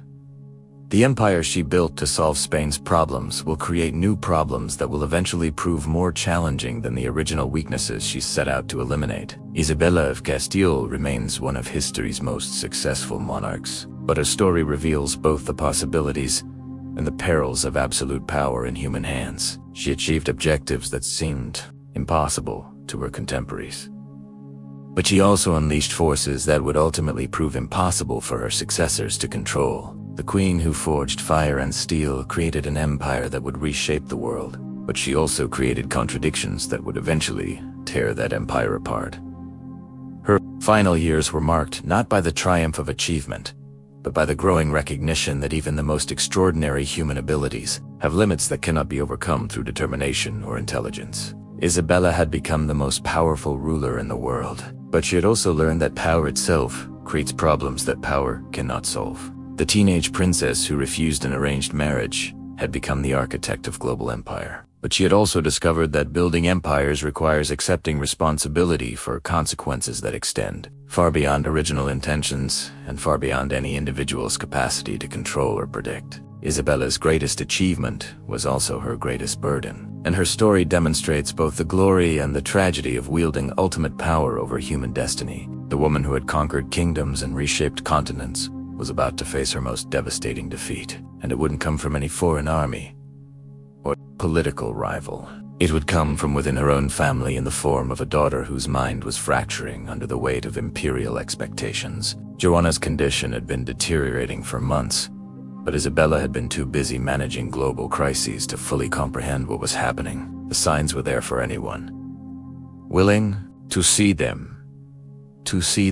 Joanna would spend hours staring at portraits of her deceased brother Juan, talking to him as if he were still alive. She refused to change clothes for weeks at a time, claiming that washing them would wash away her connection to the dead. She became convinced that courtiers were poisoning her food and would only eat meals prepared by servants she had personally selected. But the breaking point came during a diplomatic reception in 1503, when Joanna suddenly began screaming at the French ambassador, accusing him of being in league with demons who were trying to steal her children's souls. The entire court watched in horror. The future Queen of Spain had to be physically restrained and carried from the room while she continued shrieking about supernatural conspiracies. Isabella found herself facing a nightmare scenario that no amount of political genius could solve. The daughter, who was supposed to inherit the most powerful empire in the world, was clearly incapable of governing herself, let alone governing territories that stretched from Europe to America. But acknowledging Joanna's mental illness publicly would create a succession crisis that could tear the Spanish Empire apart. The immediate problem was Philip of Burgundy, who saw opportunity in his wife's condition. He began making quiet overtures to Spanish nobles, suggesting that he could serve as regent for Joanna and provide the stable leadership that Spain needed. But Isabella recognized that Philip's regency would essentially make the Spanish Empire a subsidiary of Bendian interests, undoing everything she had worked to achieve. The confrontation between Isabella and Philip reveals the full complexity of the crisis facing Spanish imperial succession. Philip argues that Joanna's condition makes her unfit to rule and regned, that Hysany represents the only practical solution to the succession problem. Isabella counters that Joanna's illness is temporary and that foreign regency that would violate fundamental principles of Spanish sovereignty. But both Isabella and Philip know that the real issue isn't Joanna's fitness to rule. It's the question of whether Spanish imperial policy will be determined by Spanish interests or Habsburg ambitions. Philip wants to use Spanish resources to advance Bendian objectives in European politics. Isabella has spent her entire reign preventing exactly this kind of foreign influence over Spanish decisions. The negotiations become a battle of wills between two master politicians who understand that the outcome will determine the future direction of European politics. Philip has the advantage of legal authority as Joanna's husband and the father of her children. Isabella has the advantage of institutional control over Spanish administrative systems and the loyalty of Spanish officials who owe their positions to her patronage. Isabella's strategy reveals her sophisticated understanding of the relationship between formal authority and practical power. She doesn't challenge Philip's legal rights as Joanna's husband, but she creates administrative obstacles that make it impossible for him to exercise those rights effectively. Spanish treasury officials refuse to provide Philip with financial information, claiming they can only discuss such matters with Isabella personally. Military commanders insist that they can only take orders from Isabella or her designated representatives. The bureaucratic resistance frustrates Philip, but it also demonstrates to Spanish nobles that Isabella retains effective control over imperial governance, regardless of formal succession arrangements. Philip may have legal authority over Joanna, but Isabella controls the institutional mechanisms that actually govern the Spanish Empire. The struggle intensifies when Philip attempts to gain support from European allies who see opportunity in Spanish succession uncertainty. The French offer military assistance in exchange for Spanish concessions in Italy. The English suggest they might support Philip's regency if Spain agrees to more favorable trade terms. Even the Pope indicates willingness to provide ecclesiastical support for arrangements that serve broader Catholic interests. Isabella responds to these diplomatic pressures with the same systematic approach she's used throughout her career. She reminds France that Spanish military power in Italy serves French interests by preventing Habsburg domination of the peninsula. She points out to England that Spanish wealth from America depends on stable governance that foreign interference would undermine. She argues to the Pope that Spanish expansion has served Catholic interests better than any other European powers' policies. The diplomatic campaign succeeds because Isabella's arguments are based on practical interests rather than sentimental appeals. European powers support Spanish stability because Spanish instability would create problems that affect their own security and prosperity. Philip's efforts to gain foreign support backfire because they make him appear to be a foreign threat to Spanish independence rather than a legitimate Spanish ruler. But Isabella's political success cannot solve the underlying human tragedy that's destroying her family. Joanna's condition continues deteriorating despite the best medical care available in 16th century Europe. She begins experiencing hallucinations that make her violent towards servants and suspicious of everyone around her. She refuses to see her own children, claiming that they've been replaced by demonic imposters who are trying to deceive her. The personal anguish Isabella feels watching her daughter's mental collapse is compounded by the political implications of Joanna's illness. Every public episode makes it more obvious that Joanna cannot function as a ruler, but every acknowledgement of her incapacity strengthens Philip's position and weakens Spanish independence. Isabella attempts to find medical solutions that might restore Joanna's mental stability. She consults physicians throughout Europe, seeking treatments that might cure or at least manage Joanna's condition. She brings religious healers to court, hoping that prayer and spiritual intervention might succeed, where medical treatment has failed. She even considers consulting practitioners of folk medicine despite her usual skepticism about non-Christian healing methods. But 16th century medicine has no effective treatments for the kind of mental illness Joanna is experiencing. The physicians can describe her symptoms and theorize about their causes, but they cannot provide treatments that produce lasting improvement. The religious healers offer spiritual comfort, but they cannot restore Joanna's connection to reality. The folk remedies provide temporary relief from some symptoms, but they cannot address the underlying psychological problems. Isabella begins to understand that Joanna's illness represents a type of problem that political power cannot solve. She has spent her entire career believing that sufficient determination and intelligent planning can overcome any obstacle. But mental illness operates according to rules that don't respond to political pressure or administrative efficiency. The realization forces Isabella to confront fundamental questions about the nature of power and the limits of human control. She has built an empire by refusing to accept defeat and finding solutions to apparently impossible problems. But Joanna's condition cannot be conquered through military force, negotiated through diplomatic skill, or managed through administrative reform. The psychological impact on Isabella is profound and visible to everyone around her. She begins spending more time in private prayer, seeking divine guidance for a situation that seems to have no earthly solution. She becomes more withdrawn from court activities, delegating responsibilities that she previously handled personally. She starts making arrangements for her own death, recognizing that she may not live to see resolution of the succession crisis. But even while grappling with personal tragedy, Isabella continues functioning as an effective ruler. She maintains Spanish imperial policies, manages ongoing colonial developments, and handles diplomatic relationships with the same competence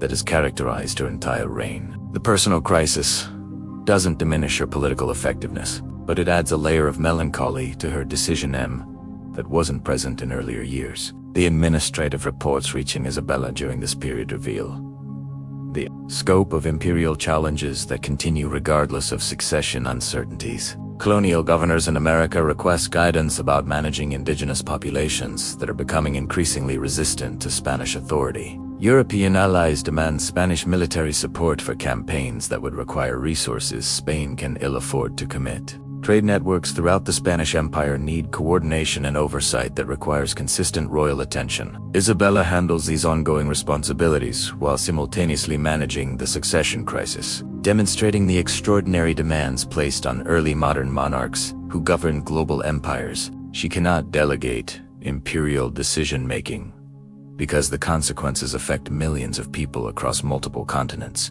But she also cannot ignore family crises that threaten the political foundations of everything she's built. The solution Isabella develops reveals both her practical intelligence and her growing acceptance of limitations beyond her control. She begins creating institutional arrangements designed to function effectively regardless of who occupies the throne. The Council of Castile receives expanded authority to handle domestic administrative issues. The Council of the Indies gains increased autonomy over American colonial policy. Regional administrators throughout the Spanish Empire are given more discretionary authority to respond to local conditions without seeking approval from the royal court. These administrative reforms represent a fundamental shift in Isabella's approach to imperial governance. Throughout her career, she has insisted on centralized control and personal oversight of major policy decisions. Now, she's creating systems that can function without constant royal intervention, recognizing that future monarchs may not possess the ability or dedication to maintain the level of personal involvement that has characterized her reign. The institutional changes are presented as administrative efficiency improvements, but they actually represent Isabella's recognition that the Spanish Empire has become too large and complex for any individual ruler to govern. Effectively, the decentralization she's implementing contradicts her lifelong commitment to centralized monarchy, but it may be the only way to preserve Spanish imperial unity under less capable successors. The irony of Isabella's situation is that her success in building a global empire has created problems that require solutions she has always opposed. The regional autonomy she's granting to colonial administrators could eventually lead to the independence movements that will destroy the Spanish Empire. Centuries later, but without such autonomy, the empire might collapse immediately under rulers who lack her exceptional abilities. Isabella's final major policy initiative concerns the treatment of indigenous populations in American territories. The reports from colonial administrators make it increasingly clear that the Incoma system is failing to achieve its intended humanitarian objectives, while creating systematic oppression that threatens long-term Spanish interests. Indigenous populations throughout Spanish America are responding to exploitation and abuse with increasingly organized resistance. Some groups are forming military alliances designed to drive Spanish colonists out of their territories entirely. Others are developing economic strategies that reduce their dependence on Spanish colonial systems. Still others are adopting European technologies and tactics that make them more effective opponents of Spanish expansion. Isabella recognizes that indigenous resistance represents both a moral failure and a practical threat to Spanish colonial sustainability. The humanitarian principles she intended to implement through the encomenda system have been systematically violated by Spanish colonists who prioritize short-term profits over long-term stability. The indigenous populations that were supposed to benefit from Spanish rule have instead been subjected to exploitation that generates justified resentment and organized opposition. Her response to this crisis reveals the evolution of her thinking about imperial governance and moral responsibility. Instead of simply issuing new regulations that might be ignored, like previous humanitarian directives, Isabella begins developing comprehensive reforms designed to create sustainable relationships between Spanish colonists and indigenous populations.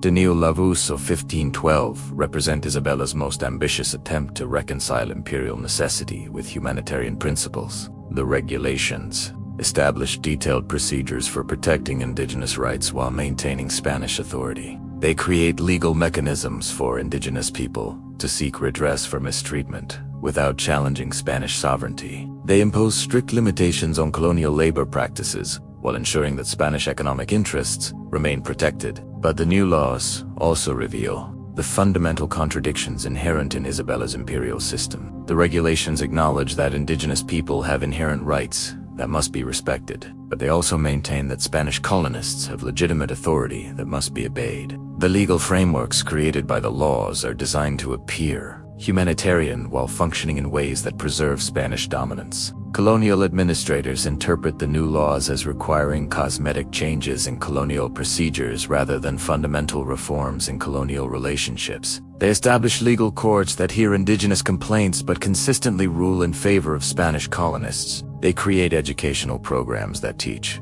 indigenous people Spanish language and Christian religion while suppressing indigenous cultural practices. They implement wage systems that appear to provide fair compensation but actually maintain indigenous economic dependence. The failure of the new laws to achieve their humanitarian objectives forces Isabella to confront the possibility that the contradictions in her imperial system cannot be resolved through administrative reform. The Spanish Empire requires indigenous labor and resources to generate the wealth that maintains Spanish power. But humane treatment of indigenous populations would reduce colonial profitability and potentially threaten Spanish imperial sustainability. Isabella's growing awareness of these contradictions contributes to the psychological burden that affects her final years. She has spent her entire career believing that intelligent planning and moral commitment can overcome any obstacle. But the imperial system she's created seems to function according to its own logic, rather than her personal intentions. The realization that she cannot control the consequences of her own policies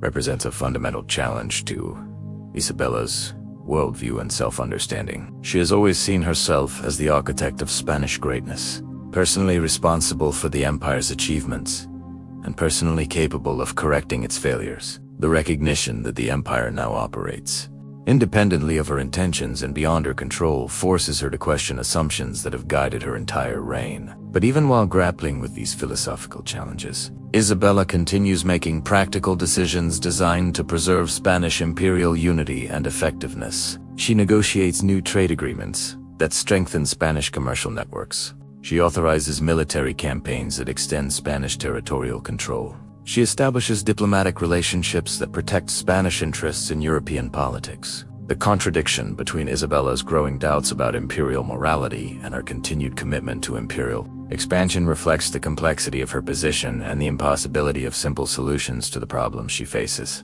She cannot abandon the imperial project without destroying everything she has worked to achieve. But she also cannot ignore the moral costs that imperial success has created. Isabella's final months are marked by intense preparation for her death and its aftermath. She creates detailed instructions for her successors about managing ongoing imperial challenges. She establishes financial arrangements designed to ensure imperial stability during the succession transition. She negotiates agreements with European allies that should protect Spanish interests, regardless of changes in Spanish leadership. But Isabella also spends increasing amounts of time in religious contemplation, seeking spiritual guidance for questions that political analyses cannot answer. She consults theologians about the moral implications of imperial policies.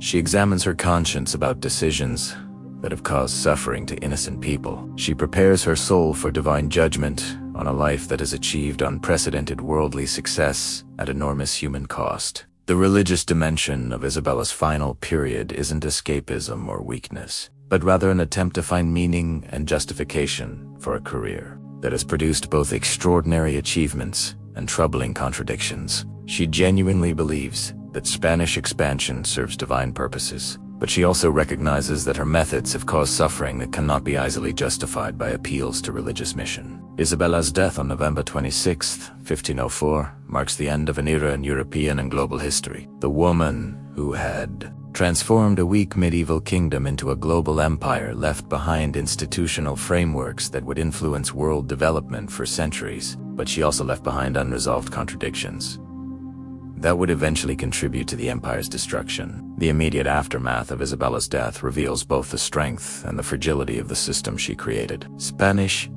Imperial administration continues functioning effectively because the institutional framework she established can operate independently of particular rulers. But succession disputes and policy disagreements immediately begin undermining the unity and effectiveness that characterized her personal rule. Joanna's mental condition makes it impossible for her to provide effective leadership, confirming Isabella's worst fears about the succession crisis. Philip of Burgundy attempts to assert control over Spanish policy, creating exactly the kind of foreign influence that Isabella spent her career preventing. The tension between centralized control and regional autonomy that Isabella managed through personal authority becomes a source of ongoing conflict under less capable successors. The Spanish Empire that Isabella built will survive for centuries, but it will never again achieve the efficiency and effectiveness that characterized her reign. The administrative systems she created will function, but they will function according to their own institutional logic rather than comprehensive strategic vision. The territorial control she established will persist,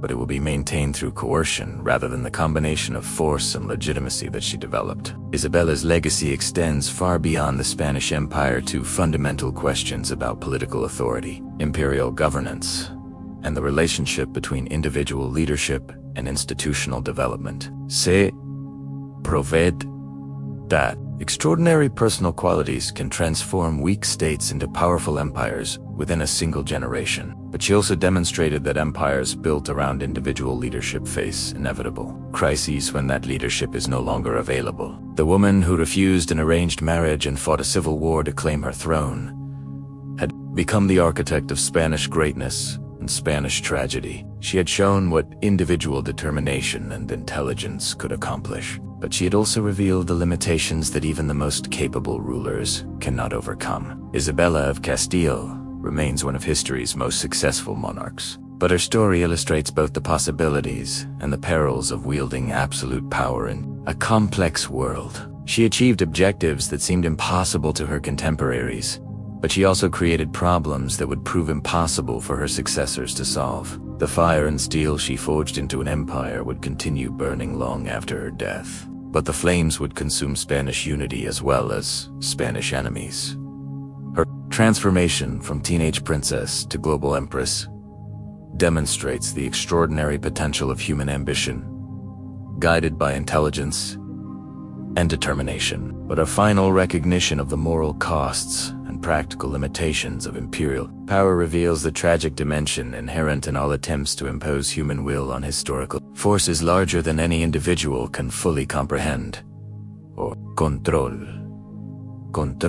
The queen who forged fire and steel had created something that would outlast her own lifetime and influence world development for centuries. But she had also learned that even the most extraordinary achievements come with consequences that extend far beyond original intentions and far beyond any individual's capacity to predict or manage. Isabella's greatest triumph was also her greatest burden, and her story remains both an inspiration and a warning about the price of unlimited ambition in human hands. The legacy Isabella left behind was about to be tested in ways she never could have anticipated, because the empire she built on fire and steel was about to discover just how fragile human institutions really are when they collide with forces beyond any ruler's control. The year is 1505, and the Spanish court is buzzing with rumors that nobody dares speak aloud. Joanna has been locked away in her chambers for 3 days, refusing to eat, refusing to see her children, and according to the servants who brave entering her rooms, she's been having conversations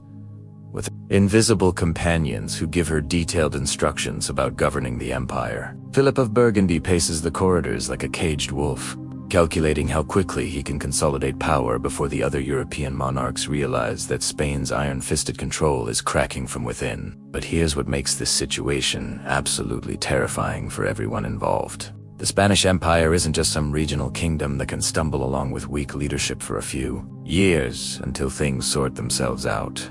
This is a global machine that requires constant decision and instant responses to crises happening simultaneously on different continents, and the kind of ruthless efficiency that only comes from someone who understands exactly how all the pieces fit together. Ships are arriving daily from the Americas, with reports of indigenous uprisings that require immediate military response. Colonial governors are demanding answers to questions about taxation, territorial disputes, and resource allocation that affect millions of people.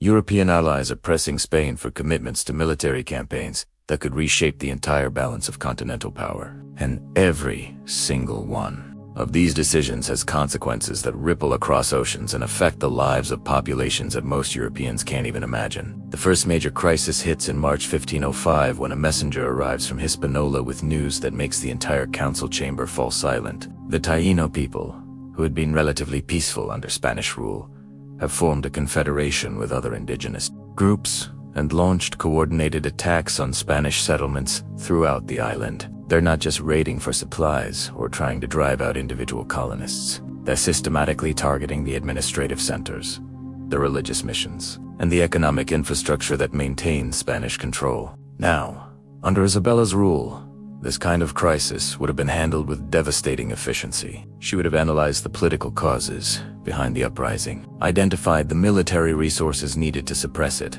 calculated the economic costs of different response strategies, and implemented a solution that eliminated the immediate threat while preventing future rebellions. The entire process would have taken weeks, not months, and the result would have strengthened rather than weakened Spanish colonial authority. But Isabella is gone. Joanna is incapable of making coherent decisions, and Philip is more interested in European politics than American colonies. The crisis response becomes a bureaucratic nightmare where different government councils issue contradictory orders.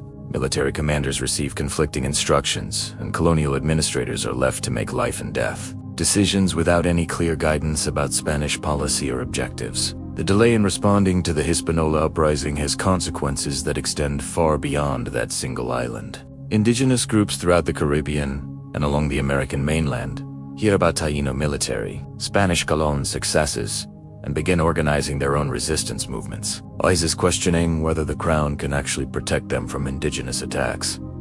And some begin making private deals with local leaders that undermine official Spanish authority. But the most dangerous consequence is psychological rather than military. The Spanish Empire has always depended on the perception that Spanish power is inevitable and Spanish authority is absolute. Indigenous populations, European rivals, and Spanish colonists themselves all need to believe that challenging Spain is hopeless and cooperation with Spain is the only rational choice. The slow, confused response to the Hispaniola crisis creates doubts about Spanish competence that spread faster than any military defeat. European observers are paying very close attention to how Spain handles its first major crisis since Isabella's death. The French court is particularly interested because French expansion into Italy depends partly on Spanish distraction with colonial problems. The English are watching to see whether Spanish control of Atlantic trade routes might be vulnerable to challenge. Even the Portuguese,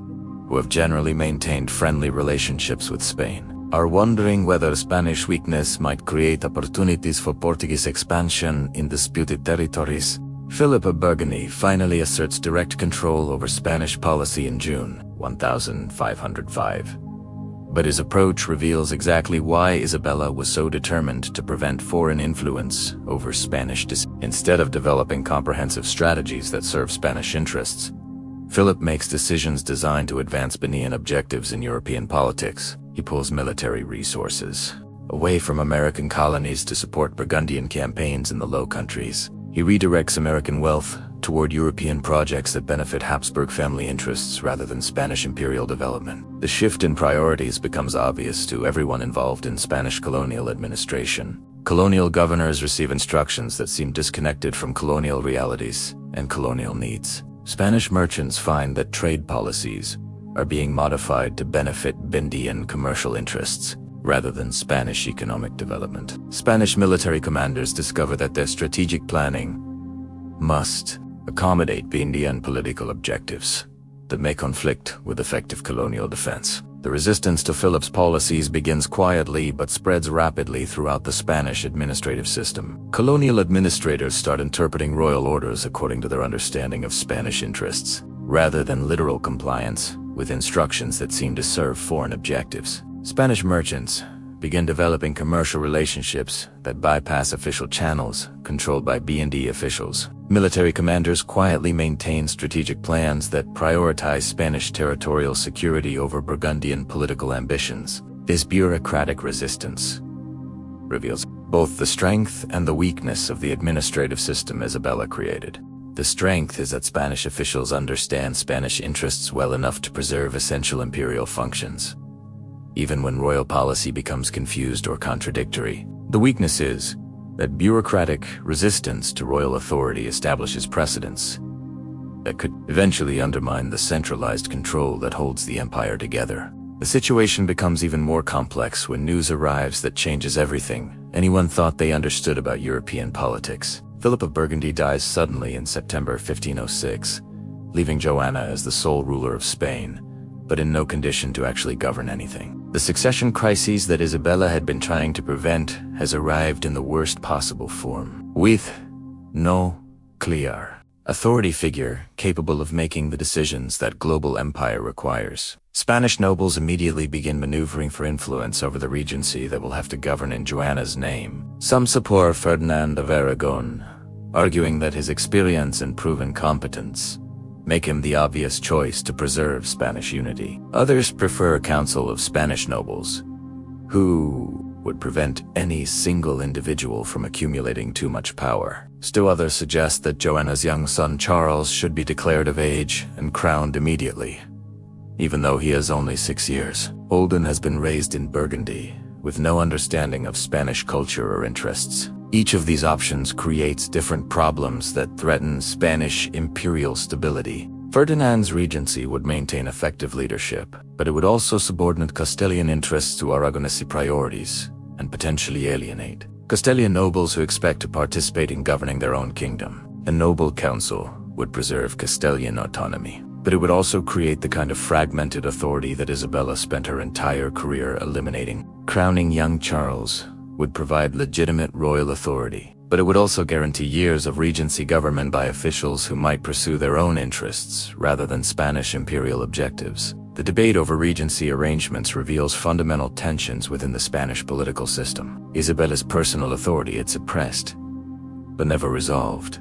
Castilian nobles want recognition of their traditional rights and privileges that centralized monarchy had diminished. Aragonese officials expect their kingdom's contributions to Spanish success to be rewarded with continued influence over imperial policy. Colonial administrators demand consistent support for policies that serve American territorial development rather than European political objectives. Ferdinand eventually emerges as regent, but his authority depends on political compromises that weaken the centralized control Isabella had established. He has 2 grand concessions to Castilian nobles that reduce royal power over domestic policy. He has to accept limitations on his ability to redirect colonial resources toward European military campaigns. He has to work with advisory councils that can overrule his decisions if they believe those decisions conflict with regional interests. The compromised regency system functions well enough to maintain Spanish imperial operations, but it operates according to different principles than Isabella's personal monarchy. Instead of unified strategic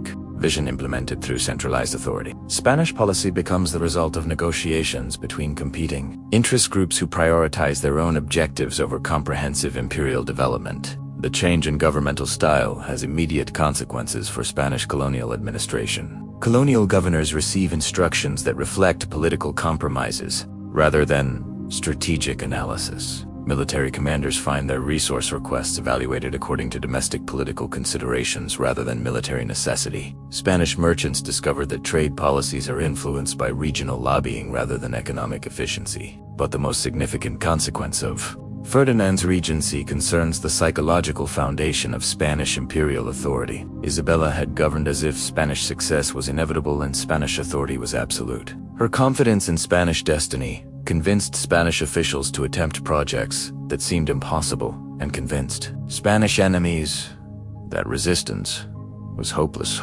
Ferdinand governs as if Spanish success depends on careful negotiation and Spanish authority requires constant justification. The difference in leadership style affects everything from military morale to diplomatic effectiveness. Spanish armies begin approaching battles with less confidence in their inevitable victory. Spanish diplomats find their negotiating positions weakened by perceptions that Spanish commitments might be modified by domestic political pressures. Spanish colonists start questioning whether royal support for their activities will continue, regardless of changing political circumstances. The psychological shift becomes visible in colonial reports reaching the Spanish court throughout 1507 and 1508. Indigenous populations throughout Spanish America are becoming more assertive in challenging colonial policies they consider unjust or oppressive. They're not necessarily organizing military rebellions, but they're developing economic and social strategies that reduce their dependence on Spanish colonial systems while increasing their capacity for autonomous development.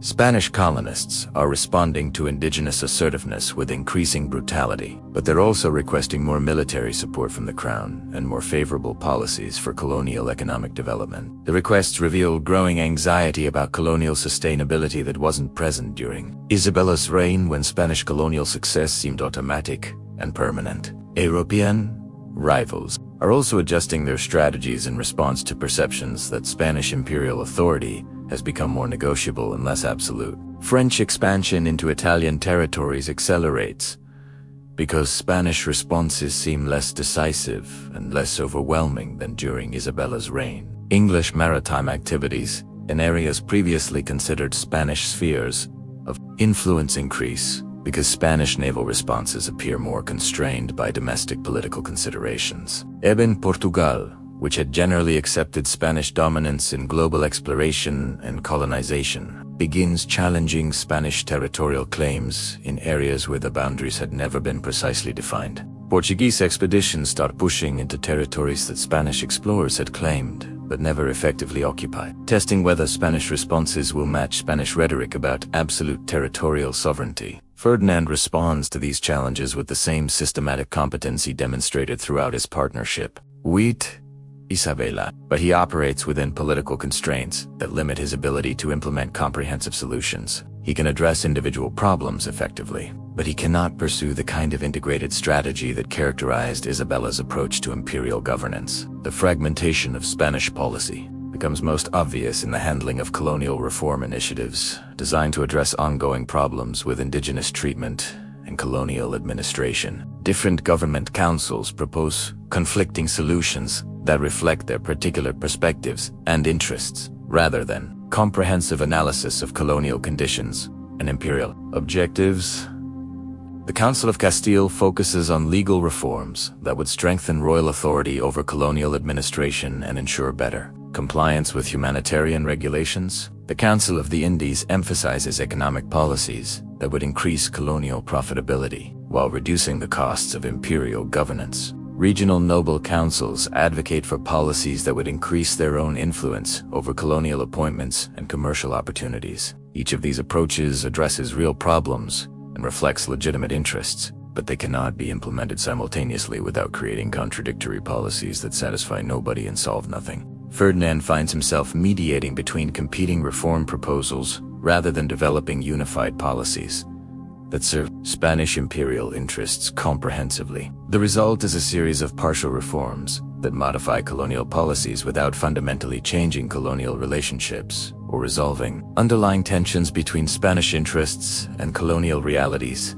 Indigenous populations receive additional legal protections that are offset by reduced enforcement mechanisms. Spanish colonists gain more economic freedoms that are balanced by increased administrative oversight. Colonial governors receive expanded authority that comes with additional restrictions on how that authority can be exercised. These compromise solutions prevent colonial crises from becoming colonial disasters, but they also establish patterns of policy that prioritize political accommodation over strategic effectiveness. Spanish colonial administration becomes more responsive to competing interests, but less capable of pursuing long-term objectives that require short-term sacrifices or unpopular decisions. The administrative changes reflect broader transformations in Spanish governmental culture that extend far beyond colonial policy. The centralized decision-making that Isabella used to coordinate imperial policy across multiple continents gives way to decentralized negotiations that allow regional interests to influence imperial strategy.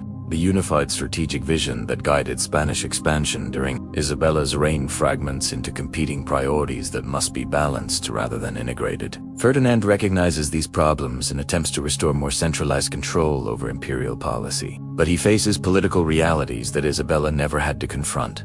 His authority depends on the consent of powerful interest groups who can withdraw their support if they believe he's ignoring their concerns or priorities. He cannot simply override domestic opposition the way Isabella did because his political position is less secure and his personal authority is less absolute. The limitations on Ferdinand's authority become most apparent when he attempts to address the growing crises in Spanish indigenous relations throughout the American colonies. Reports from colonial administrators make it increasingly clear that the Incoma system is generating systematic abuses that threaten long-term colonial stability while violating the humanitarian principles that Spanish policy is supposed to implement. Ferdinand understands that effective reform requires comprehensive changes in colonial labor systems, legal frameworks, and economic relationships between Spanish colonists and indigenous populations. But implementing such changes would require overriding the interests of Spanish colonists, who benefit from existing systems, and Spanish merchants, who profit from colonial economic arrangements. Under Isabella's reign, royal authority was sufficient to impose necessary reforms, regardless of opposition from affected interest groups. Ferdinand's regency lacks that kind of absolute authority and must negotiate changes that satisfy competing interests rather than simply implementing policies that serve imperial objectives. The negotiations produce reform proposals that acknowledge indigenous rights while protecting colonial economic interests, but the resulting policies are so complex and contradictory that colonial administrators struggle to understand what they're supposed to implement. Legal protections for indigenous workers are balanced by exceptions that allow continued exploitation under specific circumstances. Economic regulations, designed to prevent abuse, include loopholes that permit traditional practices under different legal classifications. The confusion in colonial policy creates opportunities for both Spanish colonists and indigenous populations to interpret regulations according to their own interests rather than royal intentions. Spanish colonists argue that their traditional practices comply with the letter of royal law even when they violate its spirit. Indigenous groups claim royal protection for activities that challenge Spanish authority while remaining technically legal under royal regulations. Ferdinand finds himself managing a colonial system that operates according to local interpretations of royal policy, rather than centralized implementation of royal objectives. Spanish colonial administration functions, but it functions according to the priorities of people who live in the colonies, rather than the strategic vision of people who govern the empire. The decentralization of imperial authority creates new opportunities for colonial development that wouldn't have existed under Isabella's more rigid, centralized system. Spanish colonists develop innovative approaches to economic development, social organization, and territorial expansion that reflect their understanding of local conditions and local opportunities. But decentralization also creates new vulnerabilities that threaten long-term imperial sustainability. Colonial policies that serve local interests may conflict with imperial strategic objectives. Regional developments that benefit particular territories may undermine imperial unity and imperial resource. Adjudication. Local innovations that solve immediate problems may create future complications that affect imperial governance throughout Spanish territories. By 1510, the Spanish Empire has adapted to post-Isabella governance, but it operates according to fundamentally different principles than the system Isabella created. Imperial policy emerges from negotiations between competing interests rather than strategic analysis by centralized authority. Colonial administration reflects local priorities rather than imperial objectives. Military and diplomatic strategies accommodate domestic political constraints rather than pursuing optimal outcomes, regardless of internal opposition. The adapted system functions effectively enough to maintain Spanish imperial operations and Spanish global influence, but it lacks the unified strategic vision and ruthless efficiency that characterized Isabella's reign. Spanish power remains formidable, but it's exercised through compromise and accommodation rather than absolute authority and comprehensive planning. The transformation reveals both the strengths and the limitations of the governmental system Isabella created. The institutional framework she established were sophisticated enough to function under less capable leadership, preventing imperial collapse when personal monarchy became impossible. But those same institutions were designed around centralized authority and unified strategic vision, making them less effective when political realities required decentralized decision-making and accommodated competing priorities. Ferdinand's regency demonstrates that effective governance can survive the transition from extraordinary personal leadership to more conventional institutional authority. But the transition involves costs and compromises that affect imperial effectiveness and imperial unity. The Spanish Empire remains powerful and influential, but it's no longer the unified strategic instrument that Isabella forged through fire and steel. The legacy of Isabella's reign persists in the institutional frameworks, territorial control, and global influence that continue to define Spanish imperial power. But her vision of absolute royal authority serving comprehensive strategic objectives has given way to more limited governmental ambitions that reflect the political realities of governing across vast, diverse interest territories. The woman who refused an arranged marriage and built a global empire had created something too large and complex for any individual successor to control completely. Her extraordinary achievements had established Spanish global dominance, but they had also created imperial responsibilities that required institutional solutions rather than personal leadership. The fire and steel Isabella forged into an empire continued burning, but the flames now served multiple masters rather than a single strategic vision. The Spanish empire she built would survive and prosper for centuries, but it would never again achieve the unified purpose and ruthless effectiveness that characterized her personal reign. And there you have it. Isabella of Castile transformed herself from a teenage princess who refused an arranged marriage into the architect of the world's first truly global empire. She forged fire and steel into a machine that conquered continents, reshaped civilizations, and established Spanish dominance for centuries to come. Her story proves that extraordinary determination and ruthless intelligence can overcome impossible odds and achieve what others consider unthinkable. Isabella didn't just become a queen. She became the woman who literally changed the course of human history forever.